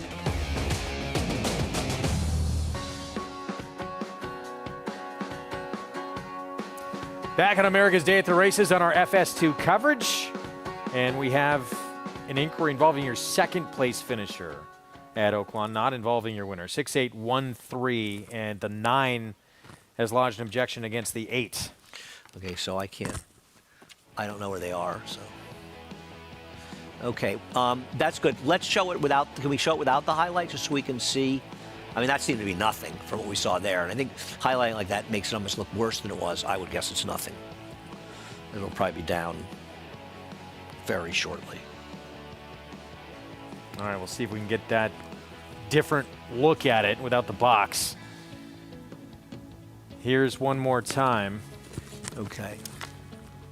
It is coming out of her left hand. I think you don't think there's anything there? No, there's nothing there. I would probably, if I were them, talk to the jockey maybe a little bit, because he was being a little reckless with the left hand. He came out quite a bit, but I don't think it was a severe bump. I think the other horse was tiring, so I don't think it's anything that would warrant a disqualification, if that's fair. Okay. I think there's something there. I just don't think it would warrant a disqualification. Let you know the steward's decision momentarily. We said going to break, we're going to look at Betsy Blue. She does it again. Never switches leads in the stretch. Moves backwards in terms of her figures. Take a look at the beginning of this race here. And look, she was very wide all the way around the racetrack. 79 buyer for the win. What'd you think? Well, I mean, we always look at speed figures, and I know you and I are very much in belief that speed figures matter a lot. But when you take into effect the rail was very good, she was wide the whole way, the pace was slow. Jose was worried about that, so he moves into the race pretty early, and then he let her drift back a little bit. So she had to be used a little bit more. She did a perfect trip. I think if everything went her way, she could have run a number in the mid to high 80s, a few lengths better, which makes it a palatable effort. On the other hand, they're talking about possibly taking on some real runners now, the Barbara Fritchie. Now, I don't know who's pointing that race. We'll see who points that race, who ends up in there. Sounds like her stablemate is, because Linda was very excited the way that Piece of My Heart ran at 7/8. I'm glad to see Linda being willing to take a shot in some of these races, and I don't mean this as... I'll say it, as a bit of a criticism. Liz and I are very friendly, and I think she's a terrific trainer. Sometimes I wish she'd be more aggressive with her horses and take some shots that she doesn't take. And so I'd love to see her running in those races. Why not take a shot? And right now, who are the horses in that division right now, Greg, that are running that you're so afraid of? You know what I mean? It just feels like a division that is hungering for some new faces. Oh, so look, she deserves a chance, though. She's on an incredible roll. She's won 4 of her last 6 now. And... wide, never switched leads in the stretch, and still gets it done. And even though the margin was only a length, like we said yesterday, it was a little easier than that length. And given the track and those circumstances, and the other thing is, Greg, and I know I agree with you, but the other thing is she's run much better races, and I don't think she's falling apart. She's against the track. So to say, well, I'm not going to try it because she ran at 79 buyer. She may not need to run more than a 90 buyer to win a race like the Barbara Fritchie. And if she's doing well and Linda thinks it's worth it, you can go. If not, you can wait for the distaff. Cloud9 stable, Linda Rice. Jose Lezcano, part of his 3-win afternoon yesterday. And Betsy Blue keeps things going. She's just gotten really good late 4-year-old campaign and now as a 5-year-old. So it'll be fun to watch her in Graded Stakes company. We believe that's next. Yeah, and I mean, she's only not hit the board in 2 starts. One, she ran well to be 4th. It was a weird race. One other time in her entire career, she didn't show up. That's pretty remarkable. Back to live action. Race 8, our feature on our Sunday card here. 3-year-old fillies, Franklin Square, 6.5 furlong sprint, and that is the filly to beat. Stonewall Star, who is quick. Kendra Carmouche will ride for Horatio de Paz, but each of her last 3 starts, too, she's kind of gone, at least figure-wise, a little bit backwards. That's my problem with her. Okay, you want to say the 7 furlong she found to be a little bit long last time out? Okay, but I don't particularly love this effort. I mean, this was a field she just had over a barrel. The second horse is a maiden who lost her next race in the maiden race. The third horse was Security Code. Her form hasn't been good since she was running in Saratoga, and Phil Serpe hasn't exactly been lighting it up since he had that tremendous Saratoga meeting. This is, I think, potentially a better field. Now, I don't want to get carried away. It's not a field full of killers. I understand what Jonathan was saying about Starry Midnight and Trips, and he's not wrong. He's not. Trips could overbet. Having said that, I wish she hadn't drawn the rail. I think that she was vastly inexperienced, and I know we talk about Kickback here, and everybody's entitled to have their own opinions on things. I think we overuse Kickback, and I think for the most part, it's horses running first or second time that have issues, and I wonder if she'll be much better. There was a change? Yeah, the runner-up there, the 8, moved from 2nd to 6th. Glad I wasn't involved. So 6-1-3 in order of finish in that Oaklawn race. The 8 DQ'd Jerry Don with that interference. Let's head downstairs to Maggie for more on our feature. Everybody's ready here in the paddock for our featured Franklin Square, as we'll check in with your current second choice. As you guys were just mentioning, number 1, Starry Midnight, private purchase after winning that debut. And as Andy said, I mean, she was climbing, she was green, and then suddenly Javier Castellano kind of got her out of that kickback. And she ran around the turn like she was shot out of a cannon, and he never actually really went to ride her that aggressively. And it was almost like he was maybe a little bit overconfident, because the horse on his inside did battle back and made it close in the end, whereas at the quarter pole, you thought she was going to win by 5. Look, I like her here. She's very fit in her second start. I was not in the paddock for her debut, so I don't know what she looks like relative to that first start. But she's also a horse that strikes me as one that's going to get better as she goes further. So she's right back at it at the 6.5 against better horses. Do they run away from her a little bit here, as we'll check in with number 5, Banterra. Now, some people might make the argument that this horse is better with a track with moisture in it, but you have to look at the 2 tracks that she was on, that she won both of those, but they're very different wet tracks. One sealed, one muddy and harrowed. She doesn't look like a wet track horse. She just looks like a horse that's an out-and-out sprinter. She's compact, she's strong behind. She's a bit sharper today, too, than what she was in that last race. Number 6, Security Code. She's thrown down with a lot of these. She lunged at the start last time, just kind of got off flat-footed. This is the best weight and conditioning I have ever seen Security Code carry. And even going back to her first race, she looked this good then, and that was her fastest race to date. Greg? All right, Maggie, thank you. Here's our post break. Here's Starry Midnight. Poor break. Looked like she had no chance. Somehow got up to win that debut. Yeah, I don't think she broke that badly, but she just did react, in her case, the kickback very, very badly, and it completely took her out of the race. I thought she was wildly impressive. We'll show it. Lockbox won the debut, and then in the mud, she was a distant 3rd behind Banterra. Yeah, listen, she's going to have to improve. Little Lindsay chased a good one, Les Bon Temps, the last couple of starts. She's just a better turf horse, though. Banterra at 3-1. Steve Asmus and Dylan Davis looking for number 4 today. And she's the 3rd one in a very interesting sequence when you have Jackie Davis, Katie Davis, and then Dylan Davis riding in line. Jose Gomez on Security Code, 7-1, trying to turn the tables on a couple in here. Just hasn't lived up to her early races in Saratoga. In her second start, she beat Stonewall Star. That one's debut. And here is the 6-5 favorite. So Stonewall Star, Horacio de Paz, Kendrick Carmouche. If Kendrick can clear and get the rail, it's going to be very hard to beat her, though I think the 1 could be up to the task. Again, keep your eyes on her out of the gate as well. She's had issues with her footing time and time again. She looks great, though, warming up. Here's the 1. So let's go back to Starry Midnight. Lezcano, Linda Rice taking over, was with Jorge Abreu, and let's go back to this beginning. Yeah, she didn't break terrible. She's kind of slow, and the whole field got a jump on her. And then she breaks like, about a length or so slow, but then watch her about 50 yards, 30 yards from now, the kickback's going to start hitting her. And this is a horse that is clearly having an issue, because you're going to see her right in here. She's going to start jumping up in the air, and she just drops out. I mean, This was 6.5 furlong sprint. It reminded me of Zenyatta against Blame in the Classic at a 1.25 miles. She was that far back. Oh, she was way. I mean, she's going to get farther back. And she drops way out of it. And the thing is, some might say, well, she kind of hung at the end. The figure wasn't good. She had to make an enormous 3/8 of a mile, I should say a 3/16 of a mile move at the 3/8 pole to get herself into contention. It's very hard for these horses to sustain that kind of run first time out, going 6.5. So the fact that she sort of hung in the late stages to the second place finisher, Vax, considering what she had to do to get there, I mean, yes, she has the rail again. Yes, you want to concern that she won't break as well. But now she has a race under her belt. Go ahead. I don't know if I'm not concerned about it, because she just had a bullet gate drill since that race, which you may think maybe the problem's corrected. I wonder. A lot of times horses break much better the second time out. The other thing I believe is that, yes, she had a problem with kickback first time, My guess is they've worked her behind horses since then. And a lot of times the kickback issue will be an issue for a horse first early in their career. Once horses get used to racing, they get used to the kickback. Not always, but for the most part, in my experience. What can she do here in start number 2? Got a formidable foe, Stonewall Star. Let's go back to JK. Yeah, look, I mean, this is my best bet, the 7 Stonewall Star, but my opinion is so much less about the 7 Stonewall Star than it is about the 1 Starry Midnight.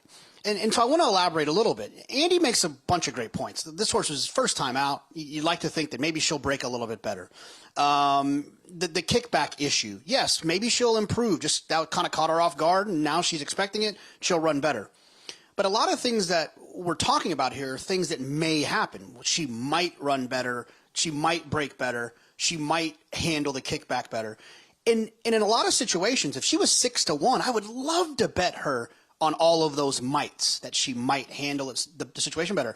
But because of the poor trip, and because, like Andy talked about, because people see those trips all the time, they're not hidden anymore like they used to back in the day. Everyone sees them. They tend to overbet them a little bit. And I just feel like she's a little overbet. She could be a monster, and she could win this race by 3, and I wouldn't be shocked. But there's a lot of things that have to go in her favor. That's why give me the 7 Stonewall Star, who I think is just a more seasoned type, who's run 3 speed figures in her life that are faster than the rail horse. And she's drawn outside with tactical speed and Kendrick Carmouche. Those are all the things that I like to see in these types of races. And I'm hoping that Maggie will tell me that the 7 looks good so I can load my Naira Bets account. Yeah, she's just a dependable sort, JK, and she looks great here. I have no problems with her whatsoever. It was interesting going back to the last race in which we saw Tough Street win. Dylan Davis kept her, at least on the backside, out in the 8 path. So I don't think that the rail's necessarily like a huge advantage. It might have been just her. So I'm okay with her. I like when horses, as Greg mentioned, she does have sometimes a little bit of a problem with the ground kind of proverbially breaking away from her when they're on the outside, and Kendrick just warmed her up so beautifully. She looks great overall. I mean, she always has and does every time she's led over here. But I'm going to opt with Security Code to maybe for only the 2nd time in their career once they've met, turn the tables, because like I said, I have not seen her look this good since the summertime, Greg. See how she fares 8-1 right now on Security Code. Loading up, 6-5 favorite. JK's play of the day, Stonewall Star, been favored throughout. And with that trip, and with all the information out there, whenever a horse has a trip like that, they're probably going to get over bet. So we knew the Starry Midnight was going to take a lot of attention. Yeah, the overbet thing is a hard thing for me to say because I'm not sure how overbet she really is. I agree with Jonathan in principle in that. I understand. Maybe not overbet, but going to take money. She's going to take a lot of money. I'm not sure she's not supposed to be 2-1 in this race, so I'm not quite sure she's that dramatically overbet. We'll find out shortly. There's the favorite, Stonewall Star. Kendrick Carmouche aboard. We're set for the Franklin Square feature on the Sunday card. Here's Chris Griffin. All set for the Franklin Square. And they're off. Stonewall Star has got early speed to the far outside. There's lock boxes in the early mix. Security Code in between horses. There comes Banterra. Then the grade. Little Lindsay and Starry Midnight. Climbing at the back of the field is the trailer. Is 5 lengths off the lead. It's Stonewall Star who's in front. Stonewall Star is up by a full length. Right there tracking in second is Banterra. 3 wide Security Code. Up on the far outside is Starry Midnight. Jose Lezcano has a wide rally here. Is making up some ground. Gets close to the leader, Stonewall Star, as they've got less than 4 furlongs to go. Little Lindsay's back there with Lockbox. 22-4, and Stonewall Star is well within herself. She's got the lead. She's up by a length. Call it a length and a half now.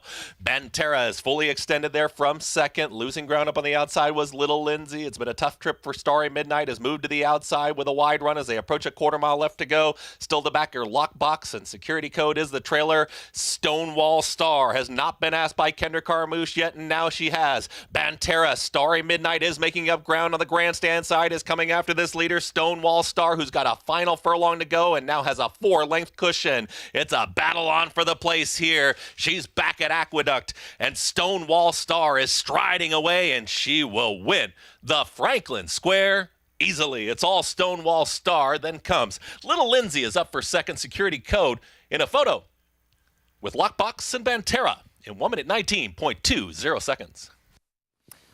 Stonewall Star, a mile the best against this group here, wins for the third time in her career. When you're the best horse and you're on a biased racetrack and you're able to have a running style that completely allows you to take advantage of it, you're going to see an exaggerated result, and that's what we saw here. She was just way better than these horses. I think Starry Midnight's presenting some problems. They were so concerned, and maybe rightfully so, with getting her out of the kickback that Jose immediately took her out in the middle of the racetrack, and he stayed there, a running style that's not going to be beneficial on a track like this. I understand what we saw from Tough Street last time in the last race, but in general, we're seeing exaggerated performances by horses racing inside here, and that's when you have a real bias. I still believe in Starry Midnight, but at this point in her career, she's not ready, especially in a track like this, to take on Stonewall Star. Stonewall Star didn't have any footing issues this time out of the gate. No, she's just faster than these horses early, and they will outrun them. It just wasn't even close. 7.465. It was a long way back to second. 119-1 final time. For the 6.5 furlongs, Kendrick Carmouche, Horacio De Paz, Barry Schwartz winning connections. 3-year-old filly by Flatter. Dominant here in the Sunday feature in the Franklin Square. We'll have the prices and set up the nightcap when we come back.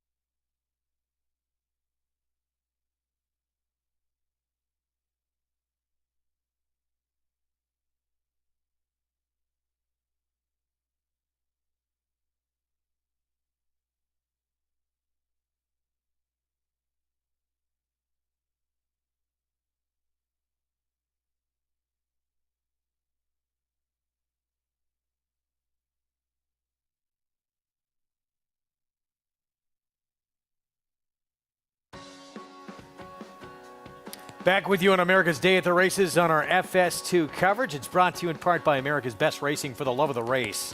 Visit americasbestracing.net today. Much too good. This race was over early. Stonewall Star picks up the third victory of her career. Flatter filly for Horacio De Paz, Barry Schwartz, and Kendrick Carmouche aboard for the winning ride. Yeah, she's just able to. She's the best horse in the race, the right running style, the right racetrack, all a recipe for an easy win. And, you know, Kendrick, we're never going to get him back on the show because he wins all these races when he's not on with us. Yesterday, I think we jinxed him afterwards. We were a post-race jinx. It was fun having him on yesterday. He spent about, 40 minutes with us? Very generous of him. No, he was great. He was great fun to have on, and I think, you know, a lot of people got some nice comments about having him on. He's a popular guy for a lot of good reasons. He's downstairs with Maggie. We were just joking. Who talks more, you or Andy? Me. Fair. Okay. How did it go yesterday? How did it feel up on set? You know what? I like it. You know, I just love being around people that want to talk about horses. You know, that's the main thing. You know, more support for the industry to try to get more people to love the sport by seeing their fans out on the stage like that. You know, I think it need to be done more often. You know, everybody want to see their jockey up on the stand. You know, so it was phenomenal. And my man Greg Wolf, you know, he's an old Parks fan. You know, so you know that's my man. You know. Now, speaking of talking horses, let's talk about Stonewall Star, as she is a star of this New York bred division of young fillies. She's quick out of the gate. I mean, talk about breaking her today, because sometimes she almost breaks so quick that she kind of outruns herself. Yeah, you know, I warmed her up. Horacio told me to break her away from the pony and warm her up. You know, she's a small filly, but she feels more like a coat underneath you when she warms up. And I'm like, wow, this horse gonna leave the gate. Watching the replays, that don't even like help me to see how fast she leave, but she left there really fast. I kind of just wanted to make sure I didn't let the 5-horse switch outside of me too early to press me, but just a push button. I mean, Horacio had this horse ready. I'm just glad that I'm a part of it. Yeah, Horacio having a great meet so far, as you, sir, and feel free to join us anytime you'd like. Thank you, Max. Y'all have a good day. Louisiana, baby. As always, it's a joy to talk to Kendrick in the winner's circle. A Stonewall Star, Greg. She is a star of this division.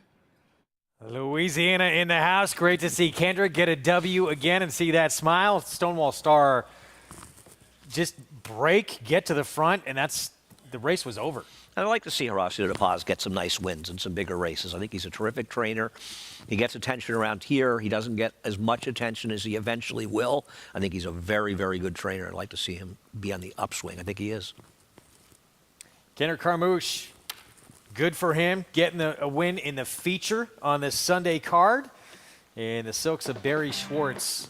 As we take a look at this late Pig 5 follow-along, it has been fairly formful with the exception of that first-time starter in race number 6, JD Advantage. Yeah, but if you had that horse, I think it gives you a real chance to make a little money in this Pig 5. We'll get to the nightcap coming up. We go to Oaklawn in the meantime. Their late Pig 4 starts here, 6-furlong sprint, $12,000 maiden claiming race. And Vabiscum, Steve Asmussen, Nick Juarez looks tough. But a 5-year-old coming back off a lengthy layoff, start number 2. We got to bet against this horse. I get it. He may win, but this horse hasn't run since last April and is going from maiden special to 12-5. You know what I like about this race? That Strickland, and Rod Strickland was always one of my favorite players, ran against Calipari last time. Oh, okay. I know that was my biggest take about this race. Paulie, I know, is on that.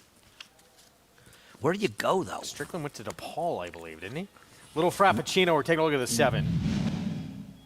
Christian Torres, Carl Broberg, coming off a second-place finish at this condition back on January 6th. Maybe a good call. He was a Nick draft choice. He was a New York player. Well, this is Little Frappuccino's losing to the Grateful Dead, Shakedown Street. I know is one of your favorite songs, Dead Go Disco, in the 12th start. That's the problem with this race, Greg, right? If you're going to bet against Vabiscum, you're faced with all these horses that have had a lot of chances, like Little Frappuccino or Shotgun Up on the outside, not the kind of horses I really want to bet in here. I don't have any great alternatives. I wish the 8 took a little money, but seems unlikely. What about Strickland as maybe the other horse? Muddy track last time. Yeah, I think you make a little bit of case for that horse, certainly. It's hard to make cases for too many. Isaac Castillo showing up on the 5 at 11-1 right now. Let's go to Paulie for more. Yeah, guys, another confusing race here as we go to the third leg of this late Pig 5. You know, when I looked at, second leg, when I looked at this race, you know, you look at Vabiscum, the 4 in here, and then the 7, Little Frappuccino. Now, Little Frappuccino was pretty good last time out for the 12-5. I do have a rule, though. When you drop and pop to this 12-5 level and don't get the job done, now, I understand the horse was second best, but now 0 for 12 with 3 seconds. But, you know, Carl Broberg and Christian Torres has won 7 races in the last 2 days, so it's hard to leave him off the ticket. Now, the 4, Vabiscum, a 5-year-old horse. I'm kind of in agreement with Andy because the reason why is this is a horse that was a maiden special weight horse. They paid $125,000 for. 5-1 first time out, had some excuses, and now is dropping for 12-5 here with Nicky Juarez aboard. I just don't know if you want to take 3-2 on that type of horse. And the other part about it, this horse has been working at Louisiana Downs. We've seen a lot of Louisiana Downs horses come in here and not run well. Now, I get it. This horse can win this race just based off that last one and maybe can get to the front end here. But I just, at that price, at 3-2, like I said, the horse can win, but I'm not going in that direction. I thought the 9 Straighten Up, another horse that's kind of been at this level, can maybe round out the trifecta. There's just too many variables in this race that who's really going to jump up. I do think the 5 Strickland is very, very interesting. He's gone off at 110-1, 70-1, and 60-something to 1. They put blinkers on him last time. I don't know if it was the mud or the blinkers, but he improved immensely. So I'm not giving you much here, guys. When I look at this race, it just looks like it's 4-7, 4-7-9, somewhere in that area. I don't trust the 4, but then when I look at this race, he looks like he's going to be tough to beat. Can I throw out a crazy long shot? I got one too, so go ahead. I thought the 8, a first-time starter, was a little interesting. Dan was actually a 4-time winner on the turf, but did produce a horse named Sunny Dale, who won 3 straight at Oaklawn and was stakes placed on dirt. And there's a 3-furlong bullet drill out of the gate, so it makes me think this horse has speed. My problem, listen, there was $1 million to 1. I wouldn't knock anyone into betting it. I saw the things you did about the pedigree as well. So it sold for $1,000. That's what worried me about this horse. I hate horses that sell so cheaply, but hey, in this race, nothing surprised me. I thought the 2 could be the speed of the speed, and at 30-1, I'm going to lose a couple dollars on that horse. Uptown Social for Jason Barkley at dropping 30-10. I just want to say it. That was an amazing call. Rod Strickland went to DePaul. I'm giving you a lot of credit for that one. Watched a lot of college basketball. Me too, but I wouldn't have got that. And he drafted by the Knicks. I did not remember DePaul. Probably when Ray Myers was still coach, right? Yeah, legend. Shotgun Up the 9. Horse who ran 3rd, just behind Little Frappuccino last time out. Got the figs. First try at Oaklawn. Got the figs, but has had a lot of chances. But hey, let's go to Vic Stauffer for the call. Race 6, start of the late pick 4. They're at the post. They're off. Uptown Social and Vobiscum go for the front. Vobiscum takes charge and now scampers clear. Lil Frappuccino is moved into 3rd with Talk to Toki at the rail in 4th. Then comes Stroll Like an Outlaw, and it's 3 lengths further back to Shotgun Up. Then comes Strickland and Classic Shine, and the trailer is RR Empire, and the leader is Vobiscum. Vobiscum into the far turn, 3/4 of a length from Lil Frappuccino, who comes calling to challenge, and now these 2 favorites race away. Vobiscum's a neck in front. Lil Frappuccino applies pressure in 2nd. Those 2 have sprinted 3 clear of Uptown Social. Talk to Toki is 4th, but now 6 behind. Shotgun Up begins to unwind, but he's 10 from the lead, and they run towards the top of the stretch with Vobiscum and Lil Frappuccino. Vobiscum leads. He's a length and a half in front of Lil Frappuccino in 2nd. Uptown Social is 3rd. Final furlong, Vobiscum and Nick Juarez. Lil Frappuccino trying to chase him home, but Vobiscum is now 2 in front. Lil Frappuccino is 2nd. Uptown Social 3rd. Shotgun Up is 4th. It is Vobiscum in front. Vobiscum beat Lil Frappuccino by 2. Uptown Social was 3rd. Shotgun Up finished 4th. About 9 months between starts. Start number 2 for this 5-year-old in Vobiscum Asmussen. Nick Juarez, the win, is the favorite. Gets the job done, clear the lead. Not a horse I'm going to be betting on, but was too good for these today. I got a little excited with my 30-1 bomb, who's getting a good trip and looked like might have some horse. I made the mistake. I should have gone 3rd behind the 2 chalks, Greg. Don't know how I didn't make a fortune in this race. Vobiscum, Little Frappuccino, Logical Exacta. And, hey, you got the tough one in there in that trifecta, Uptown Social. We're going to take a look back on the road to the Kentucky Derby from yesterday. Out in Fairgrounds, Brad Cox, Gold Square, Saez. They got another contender. Instant Coffee with the victory. We'll take a look back when we return.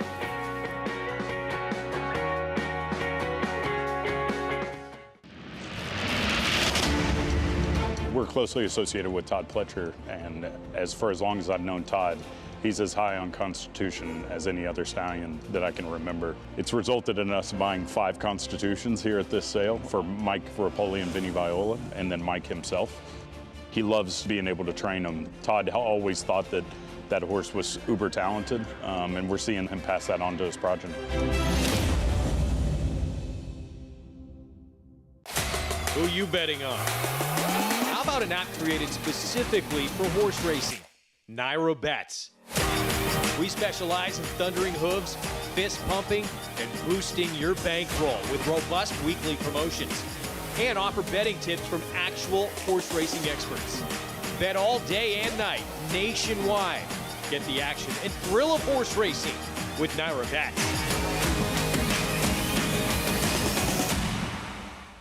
If you're looking into racing partnerships, you should know they're not all the same. When you partner with Bond Racing Stables, you become a member of a growing family of racing enthusiasts, all guided by 3 generations of experience in thoroughbred breeding, training, and racing. Share in the excitement at Saratoga and Belmont Park, where we've graced a winner's circle with winners like Giacosa, who was bred, born, and raised here at our Song Hill Farm. Get more than just a partnership. Become a member of the Bond Racing family. 3 generations of thoroughbred excellence.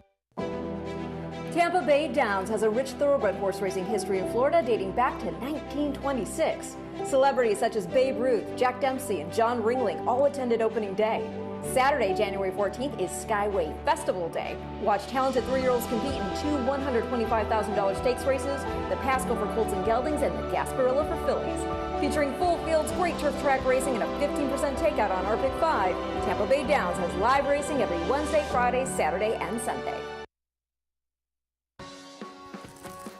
Back with you on America's Day of the Races on our FS2 coverage. It's brought to you where you can play it all. Go to NairaBets.com, bet any track, anywhere, anytime. We have the nightcap in New York coming up. Still plenty left at Oaklawn in the 6th. The start of the pick 4, Vibiscum.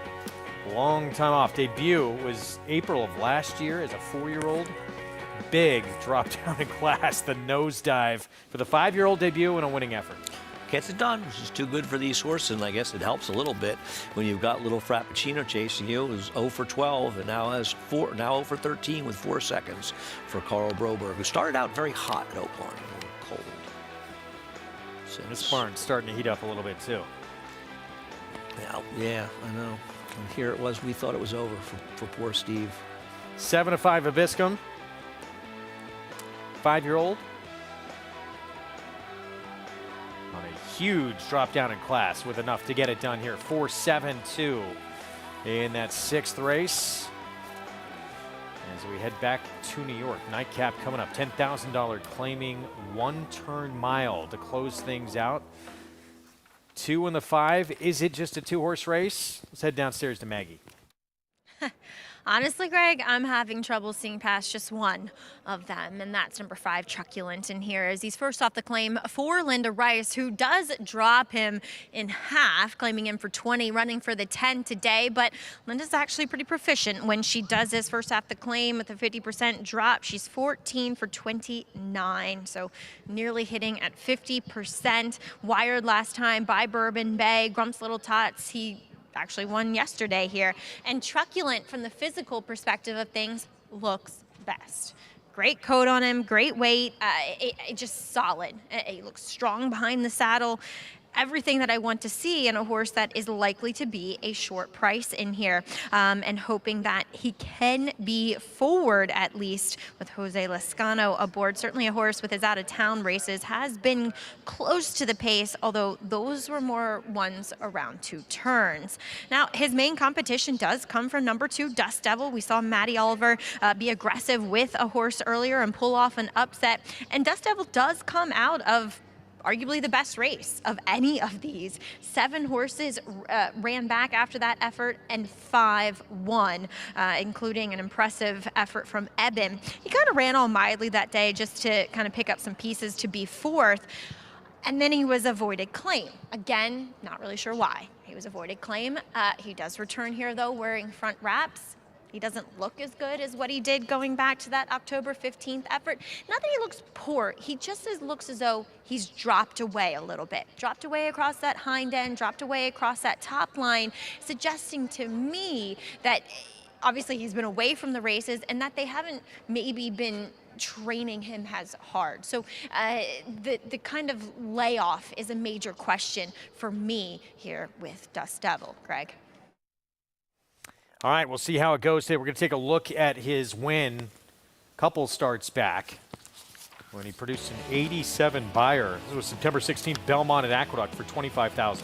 He's going to be very hard to beat if he runs back to this race, obviously, but I think we'll all agree the likelihood of running back to it is infinitesimally small. It's a layoff of 3 months after having a claim voided for $32,000 and not running that well, and now running for $10,000. And I'm not knocking Maddie Oliver. She's a young rider, but I don't think it's an incredibly optimistic sign that he reaches out for a 10-pound apprentice in this situation.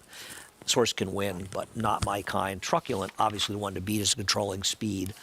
I have to bet Microscope the 8 in this race. I took a shot with him against a better field last time. It was a great pick. He was 10th, beaten 20. But I'm not going to not bet him against a much lower field dropping down. But I don't trust Dust Devil at all. And I agree with Mackie. Truculent's the horse to beat. I don't think there's any argument against that. 3-1 on the 2 Dust Devil. There he is. And 9-5 favorite Truculent, Linda Rice, Jose Lezcano. They have had a very successful weekend. First off the claim. And looking for the 7th win of his career now as a 6-year-old. Get set for this nightcap coming up. Still have the late pick 3 ahead of us at Oaklawn. Go to NYRABets.com. You can play it all. Get signed up started. Match 200 code to use for new members. As we get a look, the 9 in here, this is Bingo John, who actually is taking some money. 20-1 morning line down to 9-1. Is it Johns are betting this horse? I don't quite get the money for this horse, to be honest. As a non-winners of 3 lifetime, but I don't see this horse at all, to be honest with you. I don't know why this horse is taking a nickel. This horse could be 50-1 in here. I don't understand Scotty, but you got John and Scotty, the 2 familiar names. I see my horse taking money. Microscope is dropping off a cliff and has run some races fast enough to win. Don't know if the horse can run anymore, but we'll find out. As you say, that floats up to 13-1. Yeah, well, somebody just made a huge bet on the 5. The 5 just went to 3-5, and everybody jumped up. 3-5 in the 5. Okay. Seems like a short price, huh? You think if he gets to the lead, this race is over? No, but I think he's a fairly likely winner. Obviously, somebody thinks he's going to win. I mean, on this racetrack, getting the lead on the inside is a big advantage. And for a horse who's probably the horse to beat to begin with, I think it's a huge advantage, right? Let's go to Jonathan for more. Yeah, guys, I'm going to go with the 2 Dust Devil. Just seems to be a little bit more consistent in terms of this figures earned. Has run well for Bill Mott, ran well for Noda, ran well for Jeremiah as well. And when it comes to the rider thing, sometimes when you have a young up-and-coming rider, one of the things that I've seen a few times is that a trainer will kind of show appreciation for some of the work that rider's done in the morning and kind of give them a horse that it feels likely to get them in the winner's circle, a dropping type or a horse, they sometimes might call it a layup. So I'm not saying that's what's happening here. I'm just saying that that's the opposite side of the coin where Andy kind of mentioned, reaching out to an apprentice. And the 5 Truculent can win, and moving back to Linda Rice, who this horse ran a good figure for last time. The last time this horse ran a good figure was for Linda, has kind of been on the downward slope since then. That would be my biggest issue with Truculent. So I'm going to go with the 2 Dust Devil. I wouldn't be cutting in line to bet this horse to win, but I do think that this is the horse you want to be alive to in multi-race bets and does feel like the most likely winner of this race. All right, JK, we'll see how it plays out. Good call on your best bet of the day as well. Stonewall Star was much the best in that Franklin Square. Our post-parade here coming up. Much the best bet of the day. That works. You like to win like that with your best bet, don't you? It's a short price. You don't have to breathe hard coming down the lane. Made the odds look like an overlay for sure. American Lincoln, 15-1. I mean, this horse has some back races. Is a new gelding is an 8-year-old. You don't see that a lot. I gotta say, 5-1. Well, I think you're going to get 5-1 here. You're not going to get 5-1. The board is skewed because of the huge bet on the 5. It'll be interesting to see where things settle. Probably be closer to 5-2 by post. Trigger pull, big price with Katie Davis. Yeah, for good reason, a big price. Seems to be in a very tough spot. 3-5. So here is Truculent. Jose Lezcano and Linda Rice off the claim. Gotta love the name Truculent, and it's supposed to be the speed in this race. Jose needs to be aggressive. Linda is 13 for 25 and a 50% drop off the claim on dirt. Here's the 6. Vintage Hollywood has a bit of a look for Gustavo Rodriguez. I agree, and I'll tell you something. This horse could be aggressive. It could be forward in here as well. I think this horse is far from out of it, and so is the public. Musical America. Joey Martinez will be aboard. In other words, it used to have a lot of speed, but this horse just doesn't seem to be able to run at all anymore. Microscope, your selection. Blinkers going on at 11 to 1. Listen, this horse may just not be able to run anymore, but takes a big drop down in here and has been facing some better horses. I just thought a little interesting at a price. It was a ways back, but you faced My Boy Tate, New York Traffic, some Oh, yeah. big names, and they're graded on a curve. Could see Bingo John next, the 9 for John Pregman, and that money this one was taking is gone. It's a little surprising this horse is taking any money whatsoever, though. Agree with that, yeah. I mean, it's just hard. I'm not saying the horse. I mean, listen, anything can happen in racing, but this horse's PPs are dreadful, and it's not like he's ever been that good. And Jackie Davis, Scotty at 12 to 1. A lot of Scotties out there betting. This horse did win a race, I think, somewhere in the relatively. No, actually not recently. No, 4 back. Oh, right, I'm looking at the wrong horse. Excuse me. I'm sorry. Yes, did win recently, but that was against Weaker and in a conditional claiming race. All right, so 4 to 5, Truculent. There is the 5, Lizcano, Lena Rice. And, you just go 2 starts, but drops from 20 to 10. Race before that was an allowance optional 62. Light years better than what this horse is going to face here. Oh, well, sure. It's just a question of how you feel about these kind of drops. I mean, 4 to 5 is sort of laughable, but Linda seems to win with these. She had a drop down. It wasn't quite a 50% drop yesterday, but it went up 3 to 5. And they bet like this one and won off by 100. Faced 235, was competitive against that horse for 40,000. Clayton Lionheart at Saratoga this summer. Kershaw, I mean, those are good horses for 40, 50,000 and above. And now in for the low $10,000 level here. But has to deal with Dust Devil. Yeah, I'm not overly concerned about Dust Devil. He might win this race, but I don't trust this horse at all. I'm not. I mean, I'm saying he can't win. I'd be worried about Vintage Hollywood. Vintage Hollywood is dangerous here. And Yeah, it was kind of a wake-up performance from him last start, wasn't it? Yeah, he's got some graces going back, and I got to think. I just always feel like in this track, Jason Wayes is dangerous because he's an aggressive rider. If he sends this horse, I think that he has a real chance. We'll see. There he is, 6 horse, with a 7-pound apprentice who's definitely been making his name known here. Jason Hues. I like what I'm seeing from him. I really do. I really do. I think he's got some real potential. And with Jose Gomez losing his I wonder if he's losing it this week because I noticed a new apprentice has a bunch of mounts on Thursday. Torres, who I'm not familiar with, a 7-pound rider. I wonder if maybe that's a situation where he's losing it. But I think Jason Wayes could do very well going forward, especially when Jose loses his bug, and they're looking for the apprentice. Toughest transitions, losing that bug when you've had all that success as Jose Gomez has to becoming a journeyman. So hard. No question about it. But he's flashed a lot of talent. Yeah, it's just it's hard to know, and I don't mean this in a way of criticism, but, we've seen riders. Look at Irad Ortiz, obviously did it, Jose Ortiz. But I remember Pablo Fregoso rode here as an apprentice, and to me, he looked like a rider that just had to make it, and he just didn't make it. Sometimes it's hard. You may not get the business. You may lose your confidence for whatever reason. We've seen some awfully good apprentices that haven't made it. 4 to 5 favorite. It's the 5 here, Truculent. Dust Devil, the 2, with Matty Over, the 10-pound apprentice. Second on the board here at 3 to 1. The other one taking the big sizable drop down in class. Looks like it's those 2. We mentioned an outside look to Vintage Hollywood, the 6, and Andy taking a shot with the 8 Microscope finale on the Sunday card here from Aqueduct. Plenty more still coming up from Oaklawn. Let's go upstairs.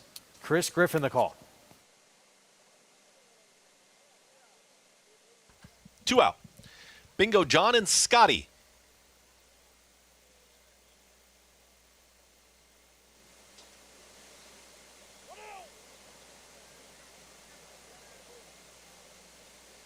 All in line. All set. And they're off. Speed from in between horses is Truculent. Also there is Musical America. Up on the outside is going to be Bingo John. They line up on the front end. Ahead in front here for Truculent, who will take him out of the chute. Right to the outside, Musical America, Bingo John. Also out wider is Microscope. Holding that rail position is going to be Dust Devil. 5 across the racetrack, and behind them is Vintage Hollywood. Then another length back to Trigger Pull.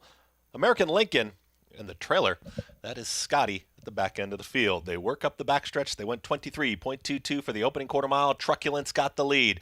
Pressure in the two-path here from Vintage Hollywood is coming right after this leader now. Microscope is 3 wide, 4 wide. There is Bingo John. Dust Devil is in behind them in 5th. Losing ground quickly was Musical America is in front of Trigger Pull. The 2 at the back, American Lincoln and Scotty. Still the trailer. Less than a half mile to go. 46.87 for a half mile time. Truculent's got the lead to the inside. It's Truculent in front. Right up alongside is Vintage Hollywood, who comes after this leader, and behind them is Dust Devil, has had a decent trip, and Dust Devil is about to challenge and take third. Truculent still with a head in front of Vintage Hollywood. Dust Devil is going to tip towards the outside and come after these leaders now. Bingo John losing ground. Microscope is back in 5th. A quarter mile left to go. Truculent, Vintage Hollywood, they're head and head. And Dust Devil is ranging up on the outside. Here comes Dust Devil and Matty Olver as they roll down the center of the racetrack. Dust Devil to challenge Vintage Hollywood, who's not done in between horses to the inside. Truculent flying on from the back is Scotty, but running out of time. It is Dust Devil who's in front. Dust Devil inside the final 16th. Dust Devil got a nice trip. Madison Olver, she'll get another one. It's all Dust Devil, Vintage Hollywood, then Truculent, Bingo John, and Scotty in 1 minute 39.41 seconds. That's a journeyman ride from the apprentice Matty Olver. 2 wins on the afternoon. Dust Devil dropping a class with the win here at 3-1. Absolutely. She protected the rail position that she had. She stayed inside. She angled out when they were coming to the top of the stretch. Gave this horse exactly the perfect ride here and gets it done. A 2-win day for Matty. Congratulations to her. That's a pretty massive achievement when you're a 10-pound rider. I wonder how many 10-pound bug riders have had 2-win days. I know Mig's probably watching, and he's probably going to text me and say, I had 17 of them or something. But you lose it after, is it 5 or 10 wins, right? So you can't have too many, right? But yeah, still, at a certain point. But that's good. Congrats. That's got to be very exciting for her, right? No question. And the way this one was achieved to perfection. Saving ground, being on the good part of the racetrack on the inside, tipping out. And Dust Devil obviously had the horse underneath her. Matty Olver looked very good doing this. At 3-1. Closes things out here in this card here in New York. Yeah. Congratulations to her. Connections as well, and whoever the new connections are, because I imagine this horse was claimed. Maybe not, but probably was. 2, 6, 5, 9. Bingo John completing the they knew. superfecta. They knew to bet early. So 3-1 on Dust Devil. We'll have those prices coming up. Up next at Oakland, that 2-horse, part of the brigade of long shots from Kim Poole, won at 60-1 back on January 7th. Could be formidable right back off that performance. Kylie Jordan will ride. We'll get to the 7th when we return.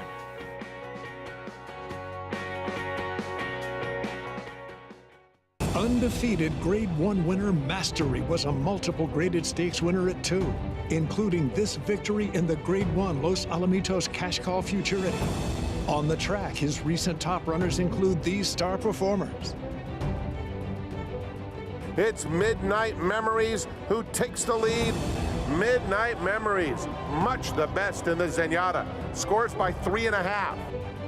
Mastery, standing at Claiborne Farm.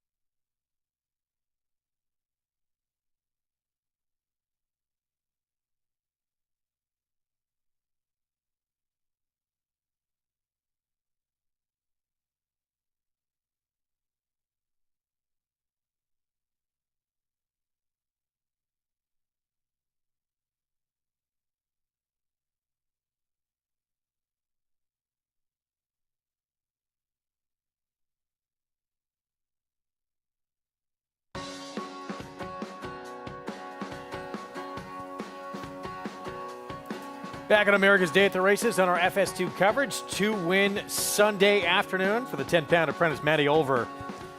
Dust Devil at 3-1 taking the nightcap. Jeremiah Englehart getting the win as well. I can't remember the last time I've seen Mayim. Must have been in Saratoga. But as you said, she couldn't have ridden this horse any better. It lugs in a little bit on her in the stretch right there. But she is able to straighten him out and gets the victory. An absolutely perfect trip and a flawless ride. 5th career win for the 6-year-old. 2 of the last 3 now. And just no question was much the best in here. To close out this card here in New York, $8 for the win. Vintage Hollywood ran piece race too, is more forward than I thought maybe. I agree. He didn't have the speed right out of the gate, but then he kind of made that rush up move into the 2-path. Truculent had absolutely no excuse. He got some pressure, but as you say, Vintage Hollywood easily beat him, and he had no better, probably had a worse trip. All logical with the, JD advantage, first-time starter, the one price in there. 32.15. I thought that first, even Pirate Rick, he was on a roll right now. He's won 4 in a row. I thought that was a tough race and hard to narrow down. As impressive as he was. Very good. It's hard to trust, but that thing paid. I don't even think the parlay's $1,000 for $2 on that. You got $2,400 essentially for $2. And as you say, I understand what you're saying.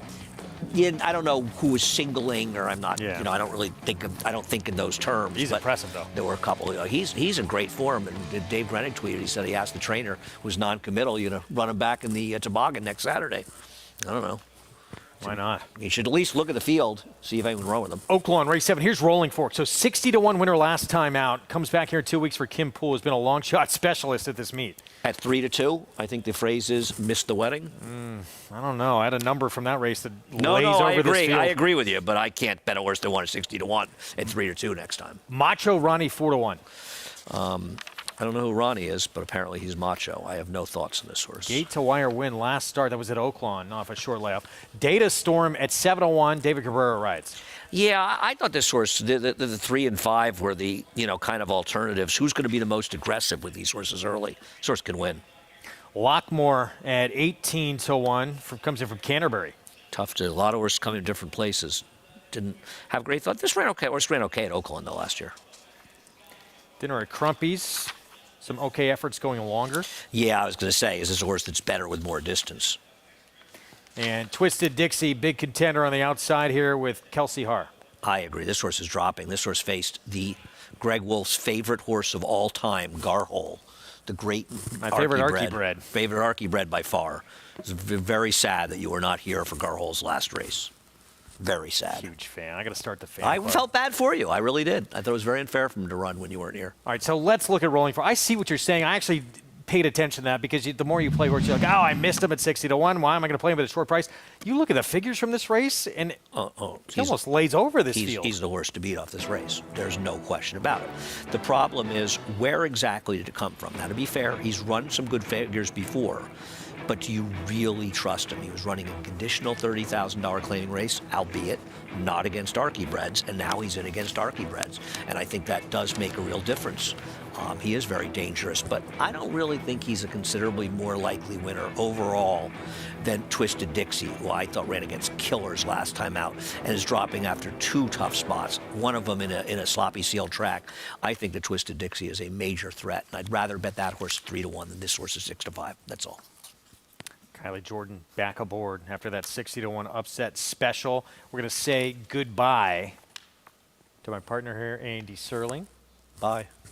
I'll see you on Friday. You won't be here Thursday, right? Back next Friday. No, Maggie Wolf is going to join me after a timeout. So long, Andy. See you. Okay. You going to Paul? Bye. Yeah, going to go to Paul LaDuca. Everyone calm down. We're okay. Let's check in with Paul LaDuca at Oaklawn. All is good. All is good. Everything, just everybody stay in place. Greg, I'm kind of with you on Rolling Fork. And the reason why is when you look at the two, I understand this horse won at 60-1, and a lot of people will go, 60-1, now I'm going to take 3-2. I don't know if you remember, but that racetrack on January 7th, every horse, that was the day when 6 out of the 10 races were won from the one hole. He was the only horse that was wide and against the track profile by far and won the race at 60-1. So I can understand why people are jumping back in at 4-5. Kim Poole, his horses have been firing. He almost had a 25-1 shot win in the first race yesterday. This horse actually didn't break well this last time out. And, Kylie just sort of just got him up into the race, and he just went right by the pace setter who was on the rail and sort of floated out. But Rolling Fork was against the racetrack and won the race. So I can understand why this horse is 4-5. When you look at the 4 Macho Ronnie, I thought he was the main danger to maybe take this field gate to wire. He wired a field from the 12-hole, which is tough to do, first of all. But, Chelsea Bailey aboard, I would think she's going to send here and try to establish maybe the lead here. 2 wins have come here. That's the same with Rolling Fork. All 4 wins have come at this racetrack. So you're starting to wondering, why does this horse win? Well, he loves this racetrack. The 3 Mahomey actually is the second lowest payout in the Will Pays in here. And he's a horse that if you reach back to some of his races, he's another horse that's got 2 wins here at Oaklawn. And, if he can reach back to any of those races, he's got a big shot. And I'm with you guys. The 8, Twisted Dixie has got to get back to those other races. The problem with that horse, it seems like you get the same movie every time. It seems like he just does the same thing, runs around the racetrack. I do think that the drop in class here will help if you call it a little drop in class. But, Jonathan, I hate taking a horse at 4-5 and Rolling Fork, so I'm going to roll the dice with Macho Irani to take this field gate to wire. What say you, my friend? Look, you brought up a great point about Rolling Fork. If the inside is where you wanted to be last time Rolling Fork ran, then you have to give Rolling Fork a huge upgrade. And the second thing is it's the second start with that trainer, so you'd like to think that maybe there's been a change in this horse and maybe the horse is improving. Yeah, it's hard to swallow, right? The horse won last time at 60-1, and now you're taking the horse again at 4-5. I understand where that can be a challenge for some people, but I also think that the big swing in price, that horse being 60-1 last time, 4-5 this time, it's just more of an indicator of how well that horse ran last time and the projection of how well they'll run today. I tried to look for something creative in here, something that was a little bit more attractive from a price standpoint, but I just didn't really see anyone that could take advantage of the pace dynamics of this race that could then combat how well Rolling Fork ran last time. We've seen it a couple times today. They still pay for 4-5. They do. I'm in complete agreement with Jonathan. Hard to swallow, 60-1 and now 4-5 next time out. But figures-wise, this horse just so impressive against the likes of this group. Maggie Wolfedale joining me on set as we get set for the 7th at Oaklawn. Good to see you up here. Yeah, thank you. Good to be up here with you. What are your thoughts here on the 7th at Oaklawn? Didn't do much handicapping for this one, Greg. Okay, I pass. just purely looked. I purely looked at the horses and how they were warming up. And yeah, Rolling Fork is a horse that I am familiar with from being out at Oaklawn, given his previous races out there. But a horse that I thought looks really good, another one coming in off of a layoff, was number 4, Macho Ronnie. Just kind of watching him warm up. Chelsea Bailey aboard yet again. Yeah, he's a little, you're talking about figures and Rolling Fork's just being that much better, his resume just being better. And Macho Ronnie looks a little light in that respect. But doesn't Macho Ronnie project to be forward in here and could control? That's kind of the most appealing thing about him. 9-2, Macho Ronnie, as we will load in just a little bit here. Get set for this late pick 3 coming up at Oaklawn. Right-hand side of your screen, post parade at Tampa. We're going to bring the 9th race, Mile on the Turf, 16 maiden claiming races. We look at Marina Dancer. Has had a lot of chances, Greg. Will lucky number 18 be the answer? Has one race 4 back that makes this 5-year-old mare competitive. City Speaker, at least on turf, has only had 2 tries, but they were not pretty. Yeah, and they were one was against New Jersey breds, and she's facing Open Company here again. La Gia for Tony Granitz? I don't know. She has 1 turf race. It was pretty bad at Gulfstream, but again, maybe this is just a weaker field. Rider change on the 4, it's Alexander Sanchez, and here's the 5, Syllabus. Yeah, Syllabus, again, another one that has had many chances over 30, Greg. Hungry but field. At least she's shown up as a 6-year-old, earned some checks. Black Karma getting on the lawn for the first time. Black Onyx is a decent influence on the turf. We'll put the blinkers on, not much on the bottom side, though. She's just quality, dropped into this level, was favored and did not make an impact. I hope Jose Batista is aggressive with her. Her best races have come when she's forward. Turf debut for the 8, who's had a couple tries on synthetic. This one's got breeding for the turf here. Love Cairo Prince on the top side for turf. Dam 1 on turf, second Dam 1 on turf, and the Dam's a 3/4 sister to graded stakes winning turf marathoner. And 2 contenders outside. Here's one of them, Legend Song for Tony Wilson. Little light on figures, should be forward in here. We'll see if that has any bearing on the outcome. And Liz Queen Fleur de Lis, 0 for 16, but probably deserves to be the favorite. Really? I don't know. I thought there were more interesting ones at bigger prices than her. All right, so we'll get to that race coming up at Tampa as they're just making their way onto the lawn there. And meanwhile, loading up left-hand side of your screen at Oaklawn. Rolling Fork. Kim Pools made some big noise with huge long shots. Now she's got an even money favorite who just won at 60-1. Vic Stoff for the call, 7th from Oaklawn. They're off.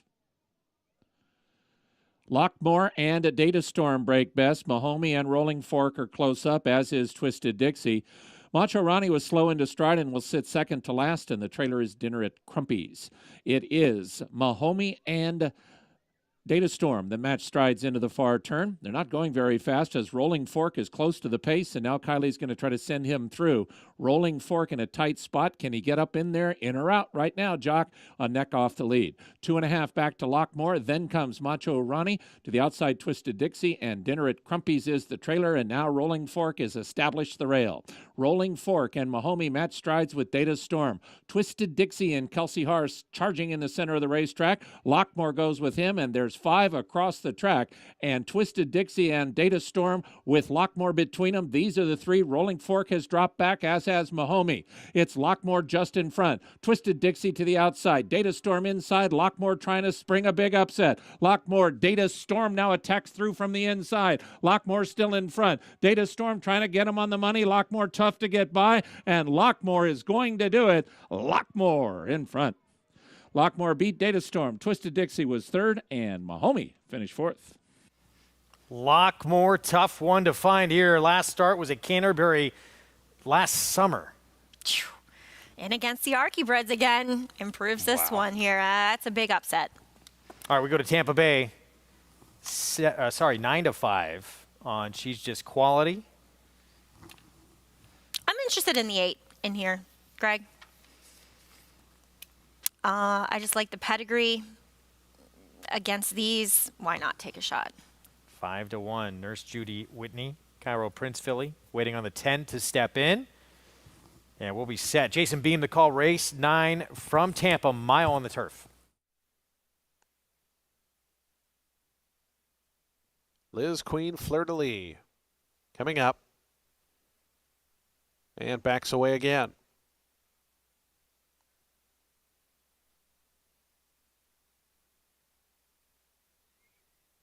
Now she goes forward. They're in the gate.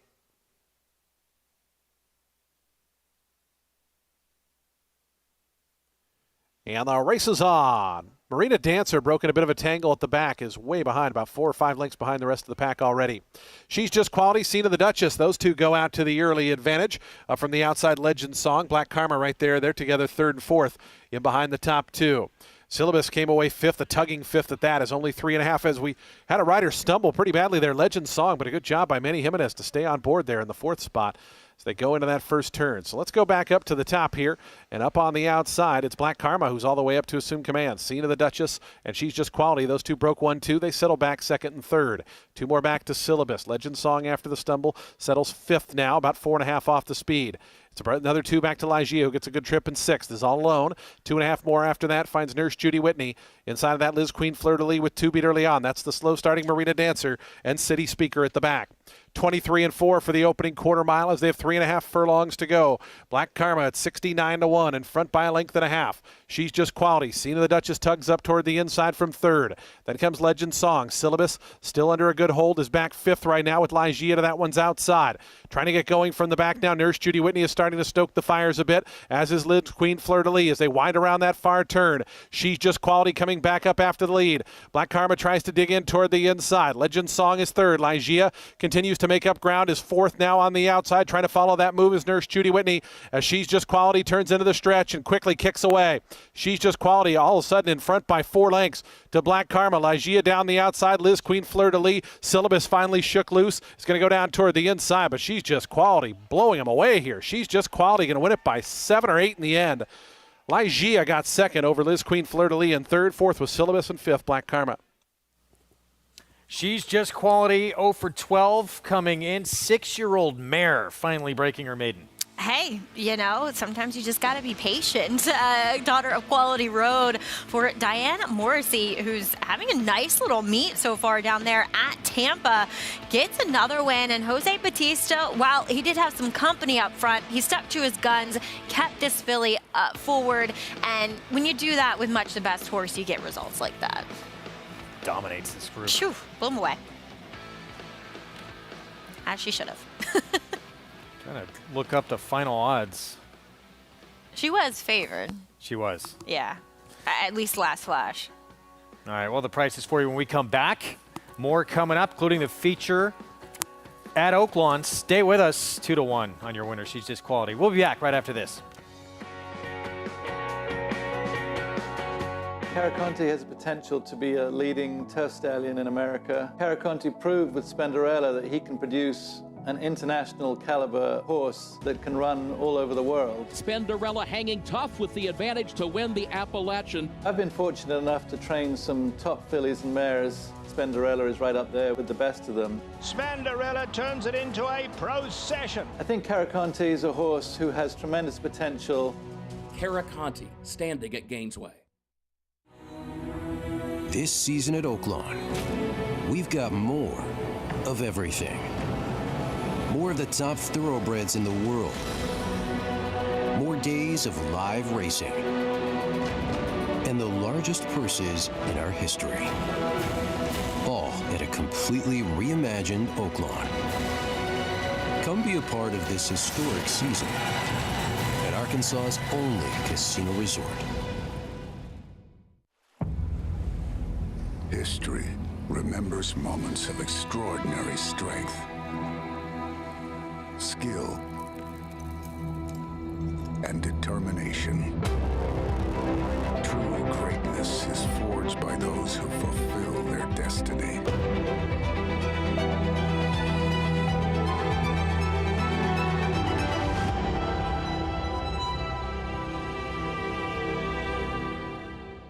Racetrack Television Network brings you every race, from every track, on every screen, every day. With monthly packages starting as low as $5, RTN gives you great value and access to more live HD streaming and race replays than anyone. Visit RTN.tv today to sign up and watch on almost any device, including Roku and Amazon Fire. RTN has packages that start at $5 per month.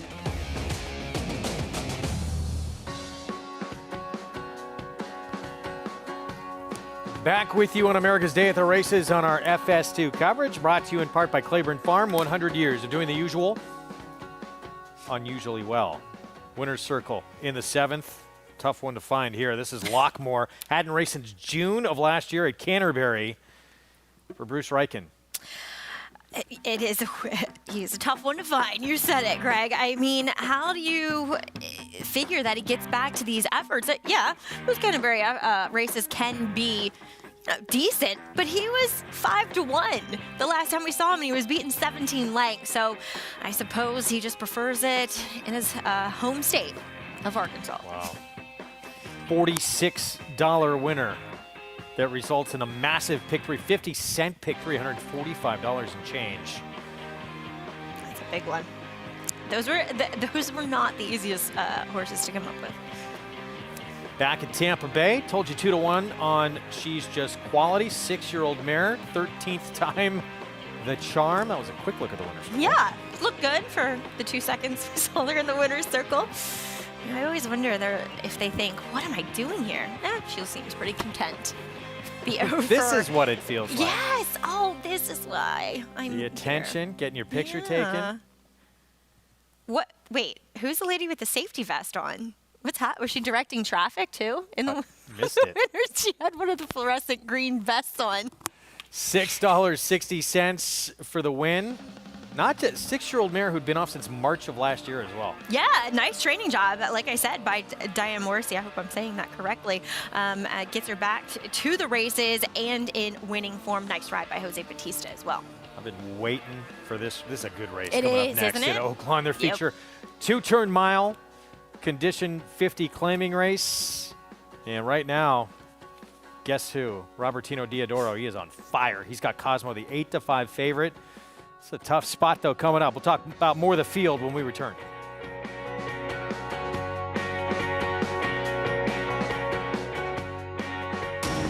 Every hair, every muscle, every contour, every pulse. In the juvenile, Essential Quality have won. in the Belmont, Essential Quality has won the Belmont Stakes.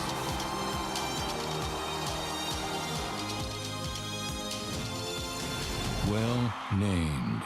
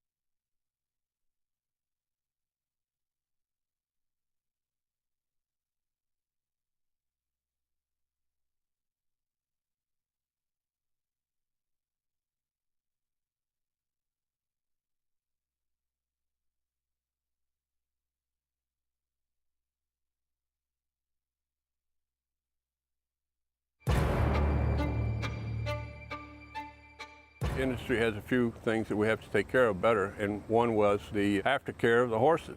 If we did nothing, these horses would end up in very bad places. That can't happen.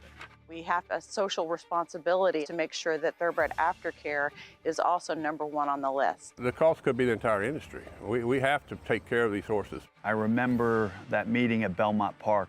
It was a dream. It's different than any other program that was put into place. It is a first line of defense for those who are concerned about what happens to the equine athlete after he's done racing. We started with some 21 organizations across the country, and now we're up to over 82 facilities throughout the country and giving away almost just under $25 million.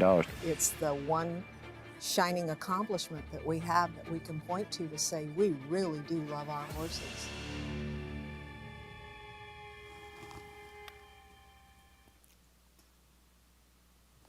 Thanks for being with us on this Sunday afternoon here on FS2 with our coverage of America's Day at the Races, brought to you in part by America's Best Racing. For the love of the race, visit americasbestracing.net today. Greg Wolf, Maggie Wolfendale. We got Paula Duca live on site at Oaklawn. We're going to look back, though, to the feature here today. 3-year-old fillies in that Franklin Square, and Stonewall Star just blitzed this field. she's been tremendous in her young career so far, picking up her 3rd win in 6 career starts. That's not easy to do. And last time, you could just see it against Open Company in the Gin Talking Stakes. She just could not go 7. I mean, today she got the 6.5. She broke well from the outside. I was talking to Kendrick after the race, and, you know, as he said, she's small and compact, but she's broad, and she's just got a lot of power to her, and you can see it. And she was quick away from there, and she really put this field to bed. I mean, she won on the wraps in the end. Dominant performance by the flatter filly here. As you said, 3rd win, 6 starts, and you look back at a lot of her races, just footing-wise, she had some issues getting out of the gate. She bumped into some rivals, not today. Right, it was always like she was trying to break quicker than her feet could carry her, you know? And today, she just, and a lot of times that takes experience. It takes building up strength. And I think now, with her running consistently, we've seen that. And Horacio De Paz, talk about a nice fall into winter that we've seen him have. Yeah, it's good to see it for that barn. And for Stonewall Farm, Barry Schwartz's Stonewall Farm as well. This one definitely a homebred, proudly carrying those silks, getting to be iconic black and white silks. No question. We're going to hear a lot more from her, hopefully, down the line. She was dominant in that performance. We still have the feature coming up today at Oaklawn, as we talked about going to break. A lot of cases to make for horses in this field coming up, and it's a horse who, you know, Robertino Diodoro, probably with the exception of Chris Hartman, going as good as anybody right now in the country. Cosmo, some big turf races, but a horse is very capable on dirt. Yeah, but actually, Robertino, I looked, it's a very small sample, so he could buck the stat. But second after the claim, sprint to route, it's not something that he does often, given how much he does claim horses. He's only 1 for 10. With a 40-cent ROI. So he doesn't have that much success in doing so. And really, at the end of the day, while he ran well last time, overall, Cosmo has better turf form than he does dirt form. Yeah. So do you really want to take a horse at a short price on what is arguably not his preferred surface? There's only 2 wins. You have come on turf. This was first off the claim for Diodoro, puts him on the dirt. It was a muddy racetrack. Winds up 3rd against 30,000 starter allowance. Yeah, wired by Flapjack here. We saw just, and 2, this race, to be fair, just kind of a bit of a merry-go-round affair. No one really changing that much position. He ran fine here, Greg, and maybe I don't really foresee him necessarily being the speed, though. There feels like there are faster horses possibly in here, but at least he'll be tracking. It could set up well for him, but I just thought at a short price, there were some reasons to look elsewhere with this Diodoro trainee. And 2, you know, I want to point out, and maybe Paul has said it, we heard Norm Cash talk about it. Norm Cassie talk about it yesterday when he won with Hot and Sultry. They were put in quarantine down there at Churchill. So a lot of trainers, or a handful of trainers, kind of put behind the 8 ball when shipping their horses to Oaklawn, where they didn't get to train as much. So I think, you know, and some of those trainers just didn't have a presence. So we saw Chris Hartman winning everything, Robertino Diodoro. We might see things evening out a little bit as the meet goes on. 8-5 does not warrant the type of chance I would think Cosmo has. A major player could definitely win, but short number. Meanwhile, Runway Magic for Joe Sharp. Like this one a lot today. He scored 4 consecutive races that could put him in the winner's circle. I mean, he had no right to run even second, I thought, in this race. He was active. He was a little bit, you know, just nervous in the gate, and then he broke just a touch slow. Then he rushed off, and it was trying to run off with Francisco Arrieta the entire way around the turn, down the backside, and he still hung in there quite gamely. Now, the blinkers come off today, and he's a horse that does have early speed, but now he's drawn towards the outside. And I just think with a horse that may have the propensity to be a little antsy in the gate, being outside, maybe taking those blinkers off might settle him. He might just break a bit cleaner. He's going to have to get over, and that's always a big question mark there at Oaklawn. But you're right. I think he is a serious contender here, as he is 3-1. There he is, the 11 for Joe Sharp. Look. Joe Sharp, he makes that move a bit. He likes to take blinkers off his horses. Mm-hmm. We'll see. 3-1 second choice on the board right now. What is Joe trying to be, Steve Asmussen with the braids? Yeah, looks like an Asmussen horse, doesn't it? Joe, I'm because you're one of my good friends. You have this horse. I think he has this horse braided on the wrong side. I'm sorry, he has what? I can't really see there. So traditionally, manes are supposed to lay on the right side of the neck, and that one looked as though it was on the left side. But I'm just not that Joe's listening. Calling him out. Riders up. We're going to have the post parade here coming up in a moment. You know, we talked about the big two in here. I thought the one contact tracing was interesting. I thought the 10 is 39-1. Simatovic. He's got some efforts, including last time out, that make him a player in this race. And Riley Mott, familiar with Simovic as well. This is a horse that his dad had earlier on in his career. Riley was still working for his dad at that point. I thought it was interesting that he dipped in, claimed this guy, chooses to raise him up by 20,000. I agree with you, and he's going to be a part of the early mix too, I would think. Huge number on the board in this spot. You got Jerry Hollendorfer with Stefano, the 3's 11-1, who consistently is running the same type of number. Is it good enough, though? That's the question. Yeah, that's true. I just, I question the overall quality as well of the last few races he's been in, given he's a Jersey bred and the majority of his career has come against that state bred company. What about Major General? Is he, maybe we're getting him on the downslope. This horse has some back class. They did pay $87,000 for him in the Horses of Training sale, brought him back in a much tougher race. Keystone Field returned to run an 102 Beyer. But if you can wake him up a little bit, this horse is okay. This is his third start as a gelding. Major contender. And anything from that barn, I would think, is a major contender. It's Chris Hartman. Right. He was, I want to say, 13 for 39 coming in, or 13 for 33, sorry, coming into the weekend. But this horse, even if it was not from the Hartman barn, figures. I'm with you. 4-1 right now on Major General. He's a great stakes winner, for goodness sake. Here's contact racing to kick off the post parade. Yeah, he chased last time, just came up a bit short. Will make his first start for the Gennaro Garcia barn. So here he is, Major General. He was on the Derby Trail last year. Yeah, and his first time for a tag, I think, is always a reason to pay attention to a horse, and comes out of a live field, too. Here is Stefano for Jerry Hollendorfer, 6-year-old. Yeah, could be effective stretching back out in distance. I just don't think he really wanted to sprint. I just question the overall quality of what he's faced in the past. I think this is tougher. Bella's Prayer, Chelsea Bailey rides. This Arkansas bred should have, or excuse me, it's an Indiana bred, sorry. Should have maybe stayed in Indiana. I think been pretty tough against these ones. It's a tough spot. Gonna try and be forward. Prodigious Bay, 17-1. At one time, this horse would be a legitimate player. His last two efforts have been so poor. Just really tentatively ridden, too, in that last allowance race at Remington. Notary for Ingrid Mason. Has a couple of races that could get a piece of it. I thought so, too. It's just Ingrid Mason just does not have great numbers off of layoffs. Go Yoshka, 22-1. Yeah, stretching out. We'll see if he goes for McLean Robertson here. Another one that is showing up for the tag for the first time, though. No longer the favorite, but same price as the 11, Cosmo Diodoro. Yeah, I expressed my concerns about this horse and that this might not be the right surface, and Robertino doesn't have great numbers for this.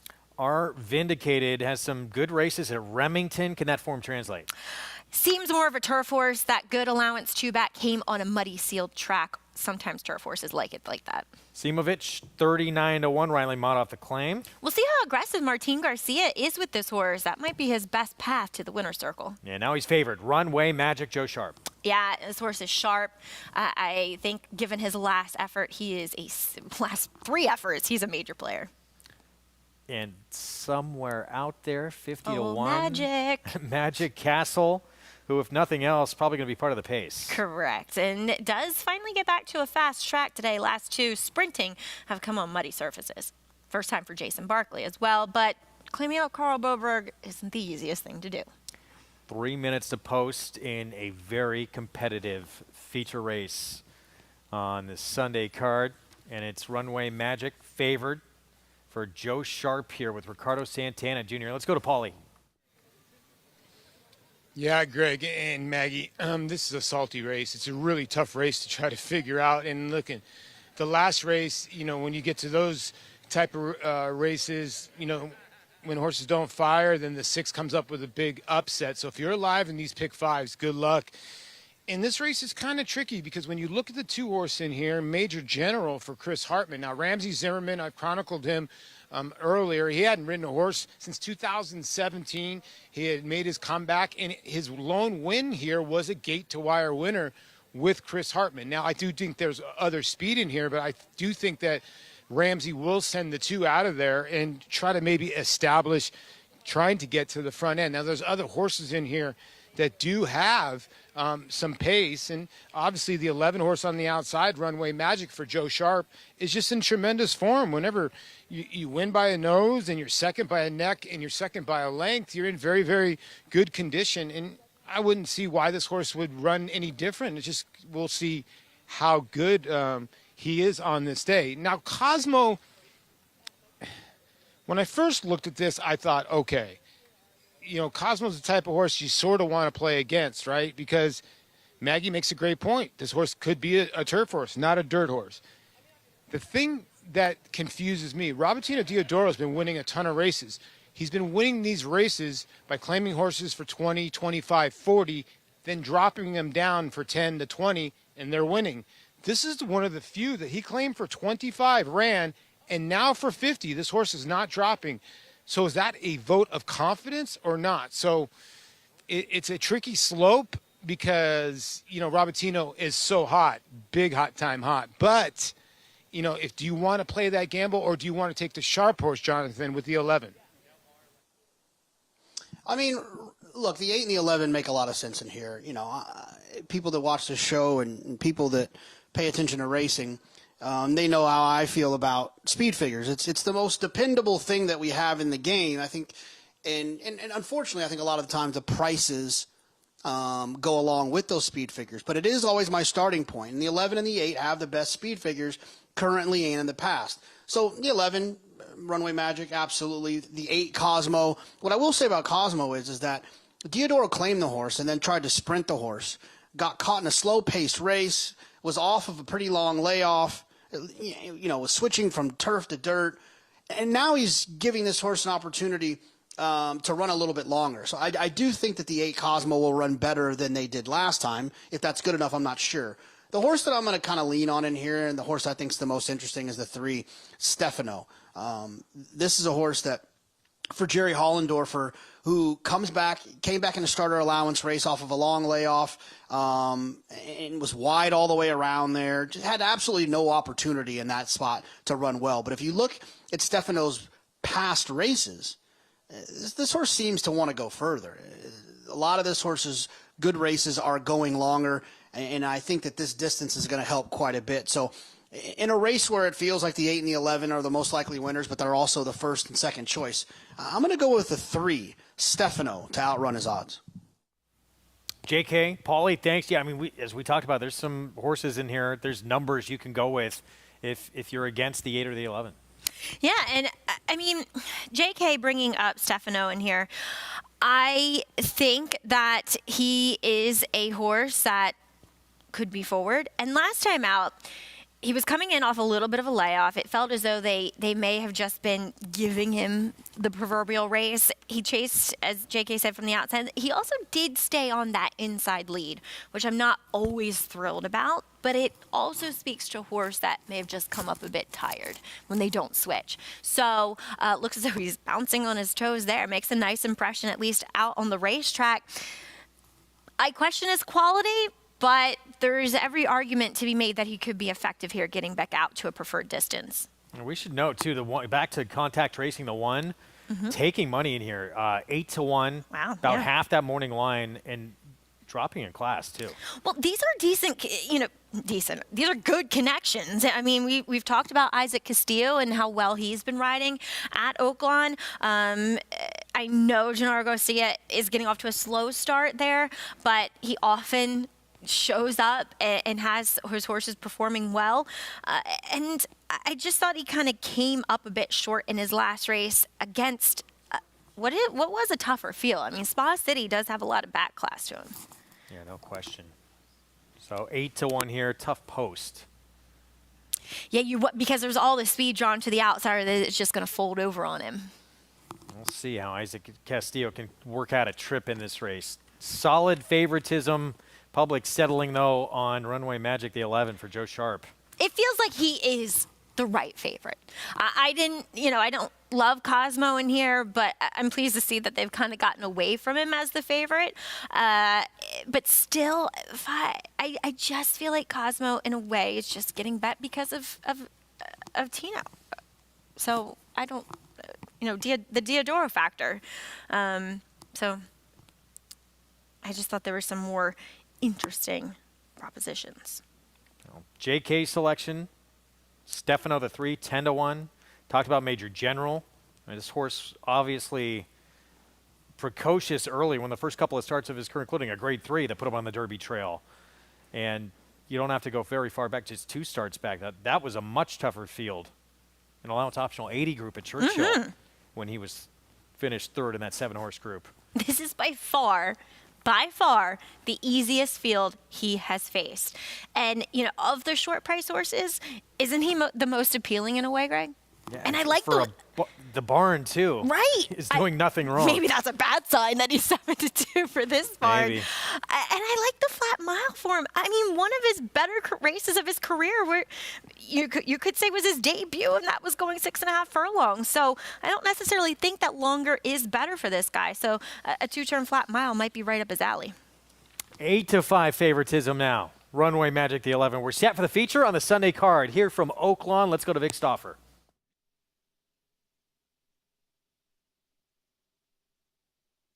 The last two are Runway Magic and Magic Castle.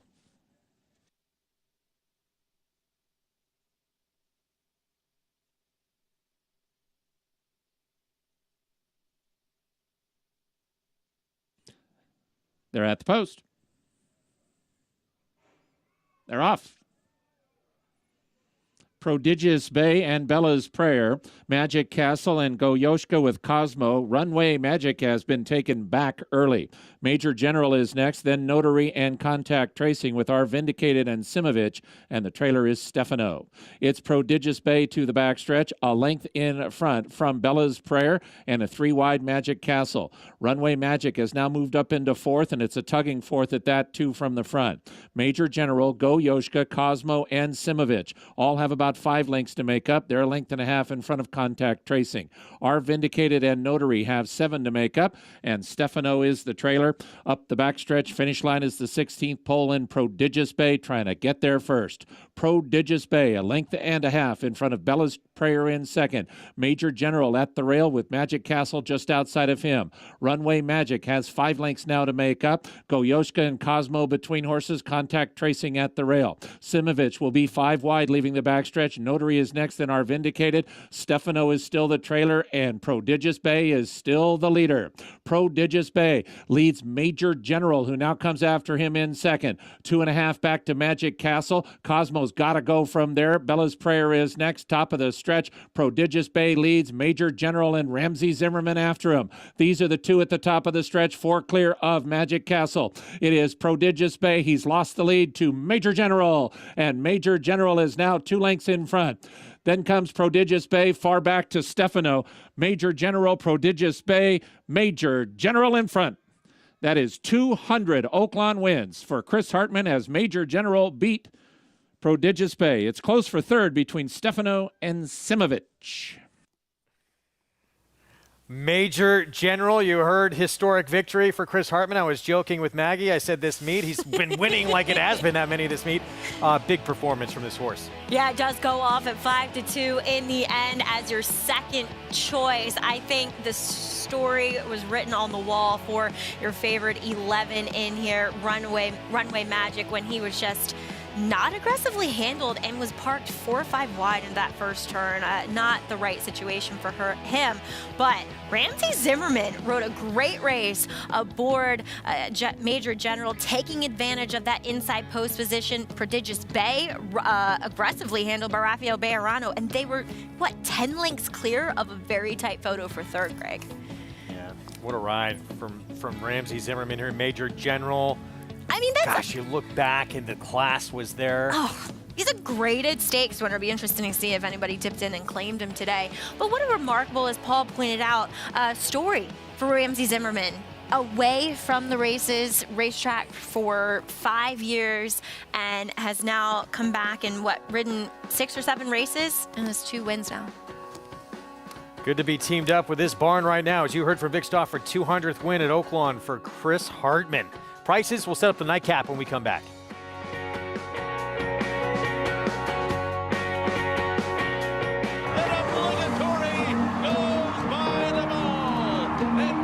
Here comes Malathaat. Here comes Clairiere on the outside. They're coming to the finish, and it's going to be Clairiere. Nest, much the best. She won by better than 10 lengths. Cody's Wish on the outside. Cody's Wish with the upset in the Fargo. Malathaat grabs the lead in deep stretch, and Malathaat has won the Personal Ensign Stakes. Curlin, the classic sire. Who you betting on? How about an app created specifically for horse racing? Naira Bets. We specialize in thundering hooves, fist pumping, and boosting your bankroll with robust weekly promotions. And offer betting tips from actual horse racing experts. Bet all day and night, nationwide. Get the action and thrill of horse racing with Naira Bets.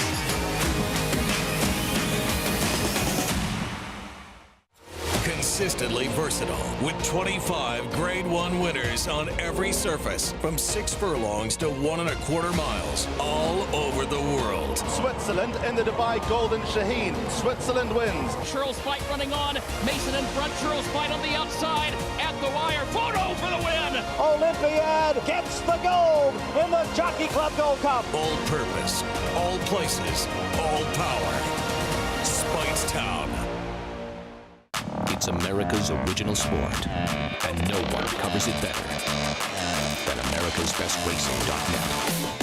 From the sport to the lifestyle, the best races, horses, and destination venues, cocktails, gambling, fashion, and more. America'sBestRacing.net is a sport for you. Live it, love it, bet it.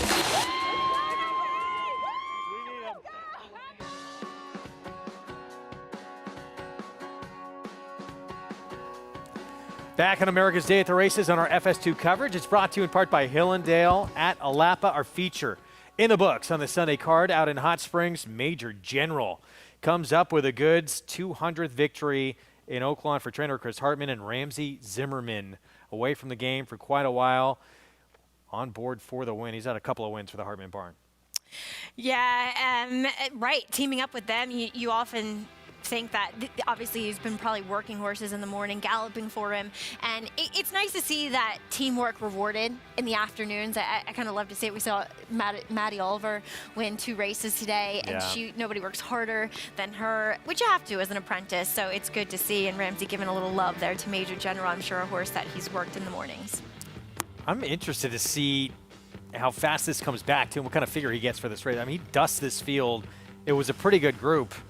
But this is a 4-year-old who showed a ton of ability early on in his career. We mentioned he was on the Triple Crown Trail last year. He was second in Lexington. He won the Iroquois. He might wind up being a player in the old horse division. Yeah, serious separation too between, I mean, him and third, but especially, second to third. And we'll see. I mean, he really powered away from him. It'll be interesting if he got claimed though today, Greg, in for that 50,000. Some bigger spots potentially in his future. We'll see. But that was a big effort from him and Chris Hartman being honored. Yeah. He's had an incredible start to this meet. Wow. I mean, it's been remarkable for what he has done. He is such a potent claiming trainer, and his horses in off claims, they seem to win. And he seems to keep horses in good form, too. What he has, oh my gosh, her name is escaping me right now, but that nice filly that we saw just destroy. Classy Bridget? Yes, thank you. She's excited. Yeah. Yeah. And I mean, it's fun to see these trainers that are claiming types go on and have these nice horses that they start from the ground up. Let's go to Paula Duca for more on the feature. Thanks, guys. I'm with winning rider here, Ramsey Zimmerman, with his second win from his comeback 5 years away from racing. Ramsey, when you won first time for Chris Hartman, I'd never seen a jockey with a bigger smile on his face. Now the 200th win for Chris Hartman. Take us through this whole comeback and what you've been through, Ramsey. I just have to tell you, first and foremost, that Jesus saves, and he really led me, I'd say, here, so to this point. And, getting on horses for Chris, it's got to be unbelievable, isn't it? Chris is a master horseman, as good as I think I am. He's on another level, so I appreciate the mounts, and it's just so wonderful to be here at Oaklawn. Beautiful horse, beautiful course, so I'm loving it. And a lot of people don't remember, this man has 1,700 wins. I used to play you a lot with Ralph Martinez, a good old friend of yours. How's Ralph doing? I love Ralph. I saw him last year. He's healthy, strong as usual. Well, continued success here, Ramsey. Congratulations. Ramsey Zimmerman, he's back, and he can flat out horseback. Long time away. See what it means to him to be back, being in winner's circle. It's got to feel incredible.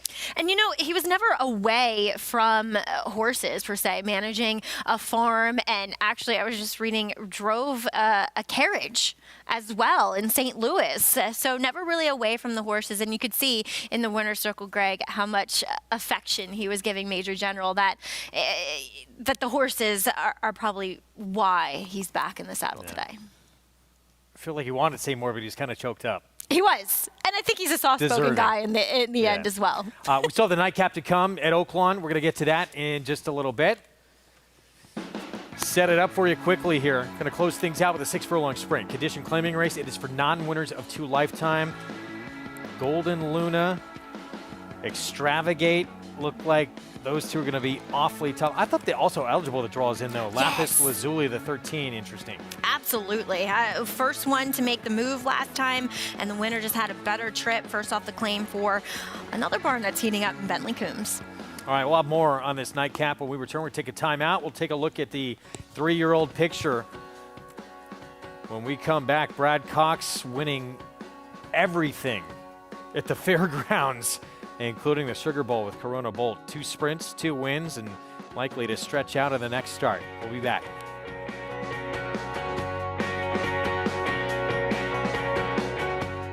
This proven son of Giants Causeway has sired 7 millionaires. With over 10% stakes performers, his recent top runners include Tarabi, placed in the Grade 1 Spinaway and Breeders' Cup Juvenile Fillies, Grade 2 winner Plum Ali, plus these standout performers.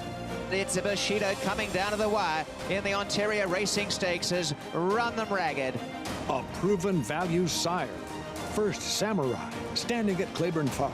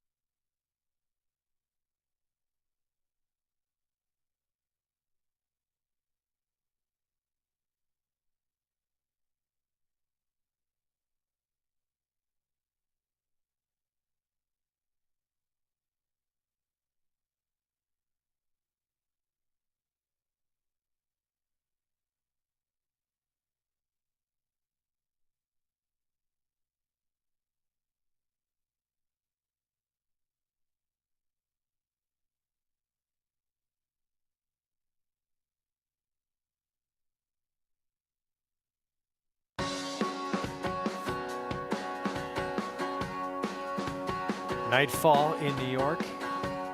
Beautiful sight. Empire State Building.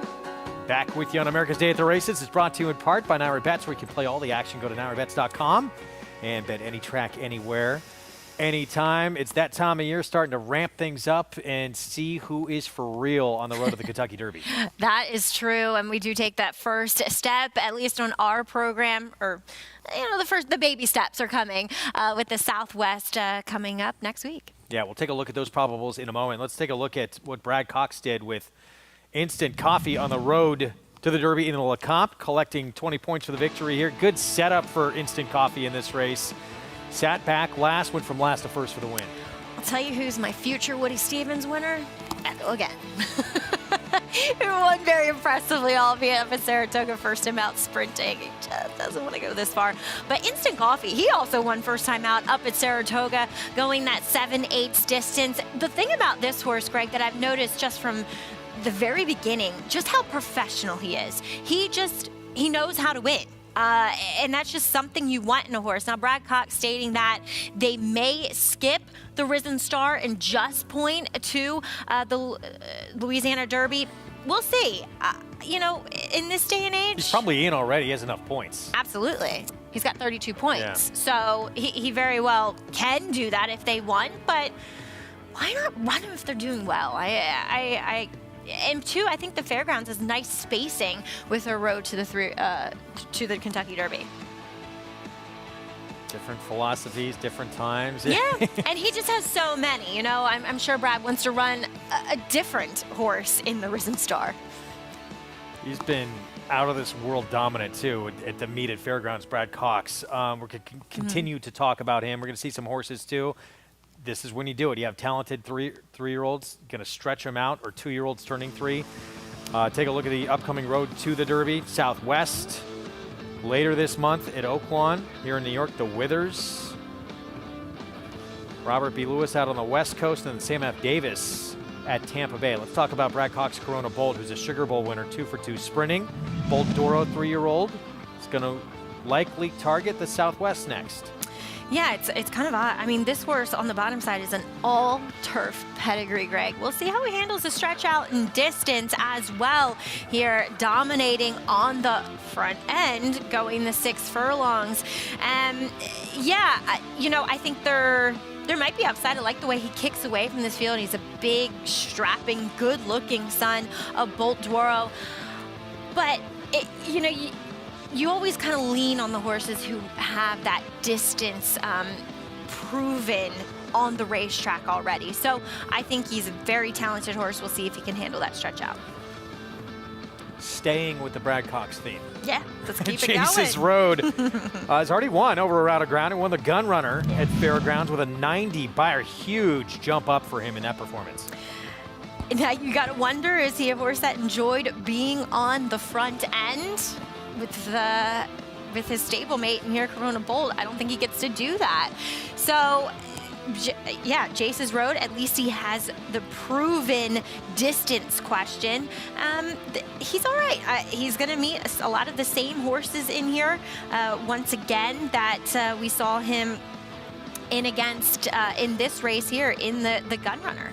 And I mean, look, both of these horses won so convincingly under wraps with a lot of separation between them and the rest of the field. You, with a 3-year-old, you prefer to see a horse that can make that sort of rich strike move from off the pace? No, I prefer speed. I'm kidding. Oh, okay.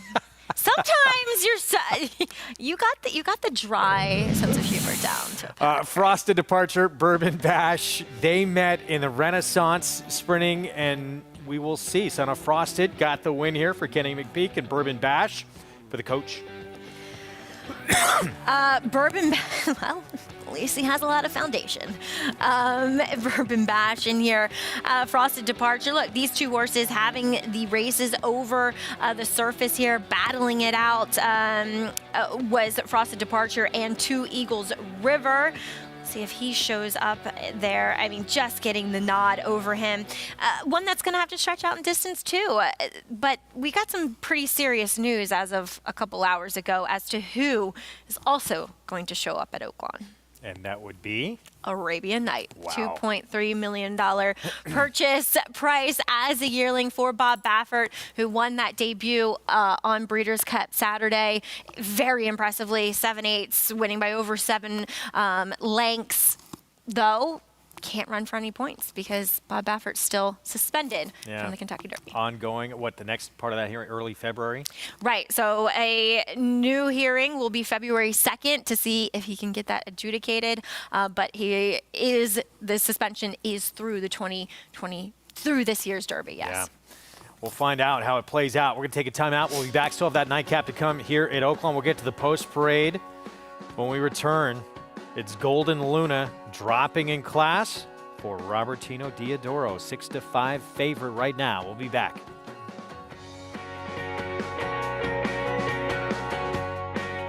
War Dancer. The momentum continues with recent stakes winners on turf and dirt. Dancing Buck going wire to wire in the Grade 3 Belmont Turf. Dancing Buck has opened up on the field. It is Dancing Buck by a half dozen lengths. And 2-year-old filly War Saichi with a wire-to-wire win in the Ladyfinger Stakes. War Saichi asserted her authority immediately out of the starting gate, and she has not relinquished the lead. War Dancer, the #1 third-crop turf sire in North America. Proud to stand in New York.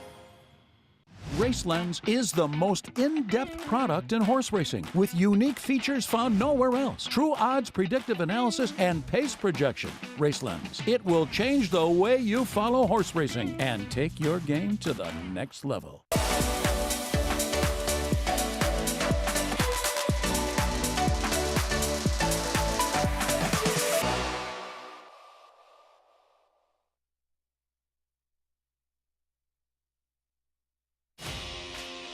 The Run Happies are hot, hot, hot with his 2-year-olds burning up the track. Recent top runners include this growing list of winners at Churchill Downs.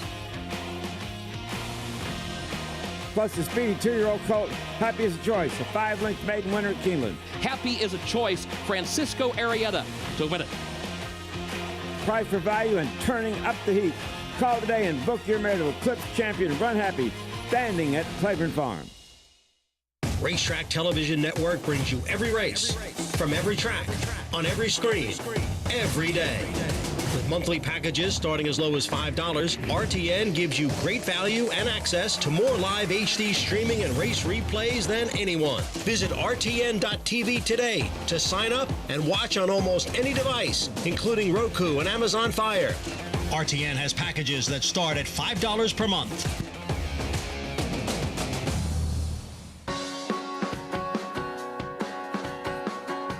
Back with you. We have the finale coming up at Oaklawn here on America's Day at the Races on our FS2 coverage, brought to you in part by America's Best Racing. For the love of the race, visit americasbestracing.net today. Here is First Rate to kick off the post parade. First Rate will return to the dirt. Lone win out of 18 did come there off of a layoff here as well. Big price next door as well. New Dice, Ramsey Zimmerman. Yeah, looking to go back-to-back here with the late double. Another one that is coming off a bit of a layoff, but stepping up in company. We'll probably see speed from Hellephant. I don't know if we'll see much more than that. Yep, distance limitations abound with a clever, I like the name though, Hellephant. Yeah, I do too. Golden Luna drops in class. Big effort to make sure the maiden at Keeneland. Yeah, should be up close with Hellephant, though that long shot might prove a big problem for Golden Luna. Coming in from the West Coast for Peter Miller, Laughing Legacy. I couldn't understand this horse. The last two efforts are just terrible, but it's a big drop in class. 13-1, My Noah. My Noah does actually come out of a decent 12-5 last time out. Same condition. This time gets a fast track. I thought one with a little upside at 14-1. By far the best figures, but they've come going longer. Can the horse sprint, extravagate? He just doesn't have any speed either going long, Greg. I get it, but I don't see how this horse is a sprinter. 41-1 on Del Moon New Gelding.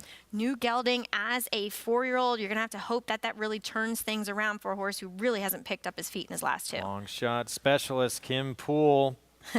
Yeah. Practical man. He's going to work his magic here without me. Romancer, Steve Asmus and Isaac Castillo, 16-1. Been better on turf probably, right? Correct. He did run on better than any in that last effort in the same spot. Lapis Lazuli at 4-1. Also eligible draws in. Yeah, I think this horse is really interesting. As I said before the break, was the one who made the first move. The winner just had a better trip than he. And Billy Yank also draws in as well, 26-1.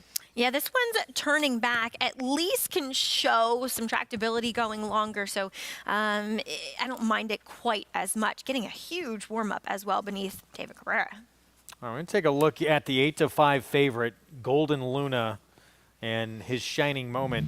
It was a maiden win at Keeneland on October 28th. Yeah, this is 2 back. You could make the argument maybe just to not like the wet track last time there at Churchill Downs, where he was coming first off the claim for Steve Asmussen. And look, Robertina Diodoro dipped in on the race, but then, I mean, thirds in claiming price practically here today. But that's kind of how you play the claiming game. I'm very familiar with J. Provenzano and Flying P Stable. If they don't run well the day you claim them, they drop.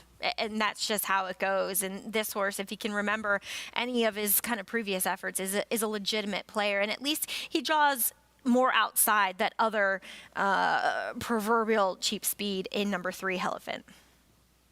So 9-5 favorite there, Extravagate. The other one with the big figures in this race. He's run some consistently big figures, but as you said, he has no speed, and those efforts have come going longer. That's the biggest problem. We'll see if Riley Mott can pick up his first win at the Oaklawn meet.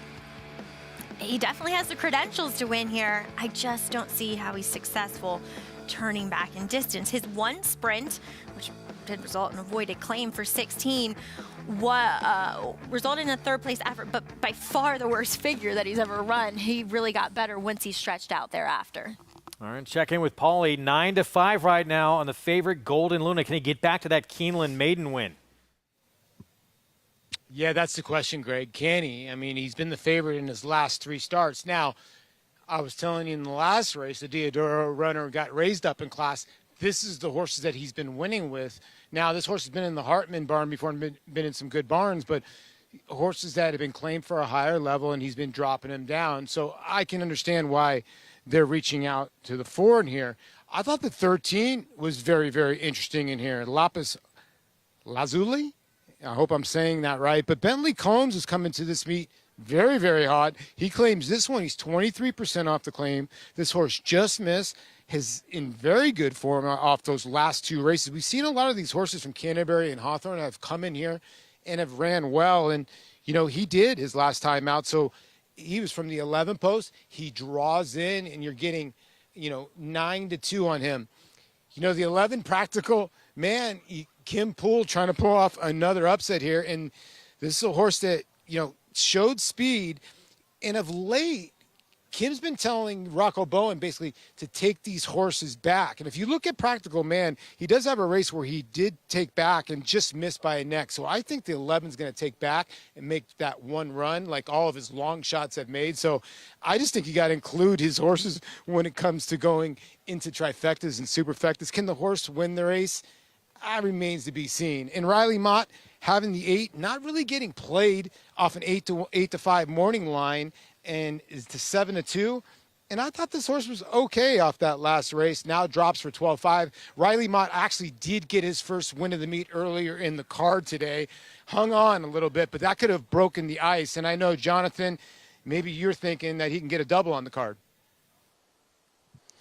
Yeah, I mean, look, when it comes to a trainer change, one of the things you don't like to, but you need to ask yourself is a trainer going to move one up off of a trainer, or are they going to, is it a downgrade from a trainer's perspective? And I think that because Riley has so little of stats, I think that it probably on paper looks like this is a trainer downgrade. And what I think you have to take into consideration is that Riley's been around his father all this time. He knows how to train a good horse. He knows how to keep a horse good. Although his wins have come sporadically here at the meet, I think this horse can keep the same form that you saw with Kenny McPeak. And if you can keep the same form that we saw with Kenny, this horse kind of feels like a layover from a speed figure standpoint. So, and if you just look at the last race on December 18th, this horse broke a little bit slow, was wide all the way around there. Geometry matters at times. And I just feel like he ran well despite the trip. Now, I just feel like that since December 18th, Riley could keep this horse in that form. If he can keep this horse in the form from December 18th, I think he could win this race. I don't like horses coming from out of it as far as he typically does, but I do feel like he's the best horse on paper, and the price seems fair enough to me at 4-1. So can he be as effective sprinting? That's a big question mark with this horse here.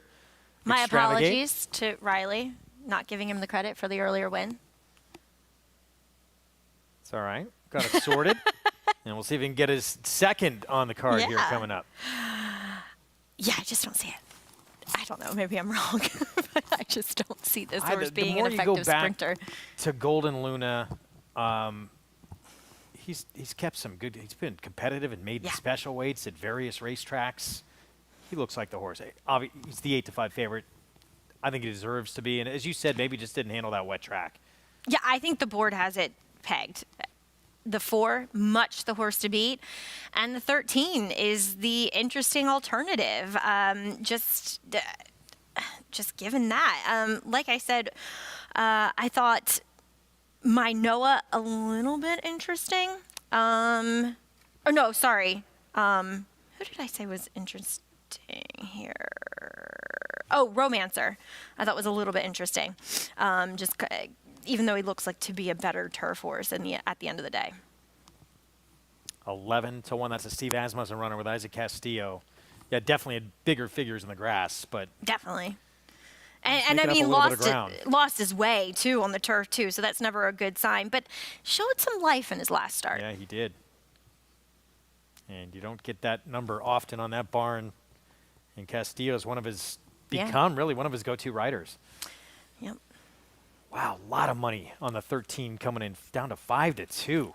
We thought we were being cute, Greg. Yeah, not at all. Because a lot of people all over this one. Forget about the AEs that draw in, and sometimes you get a better price. Not today. See how it plays out here in the nightcap from Oaklawn. Vic Stauffer with the call. Laughing Legacy is ready. The last two are My Noah and Billy Yank.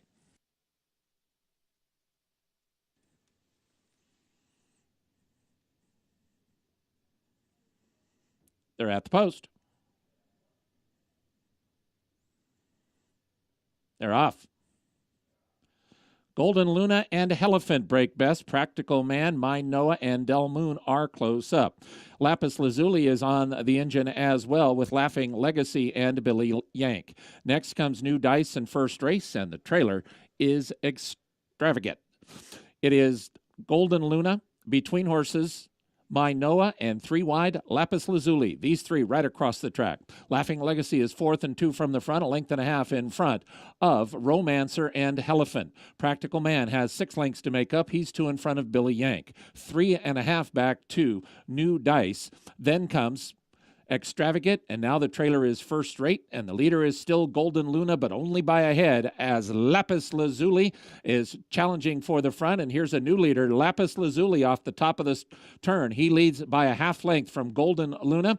Now charging is Laughing Legacy, and here's Laughing Legacy with solid strides in the center of the racetrack. Lapis Lazuli and Laughing Legacy, a couple of double L's come to the final 16th, and they brush together. Lapis Lazuli inside, Laughing Legacy outside. Who wants to win it? They throw down to the wire. Lapis Lazuli, Laughing Legacy.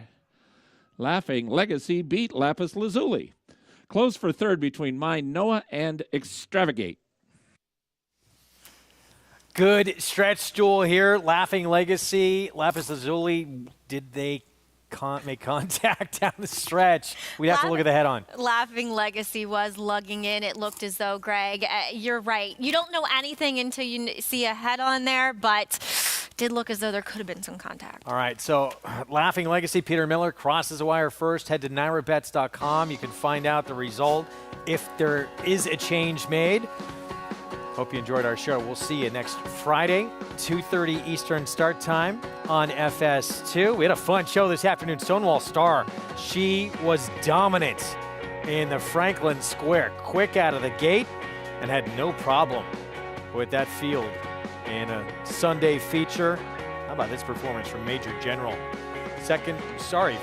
4-year-old debut coming back for Chris Hartman.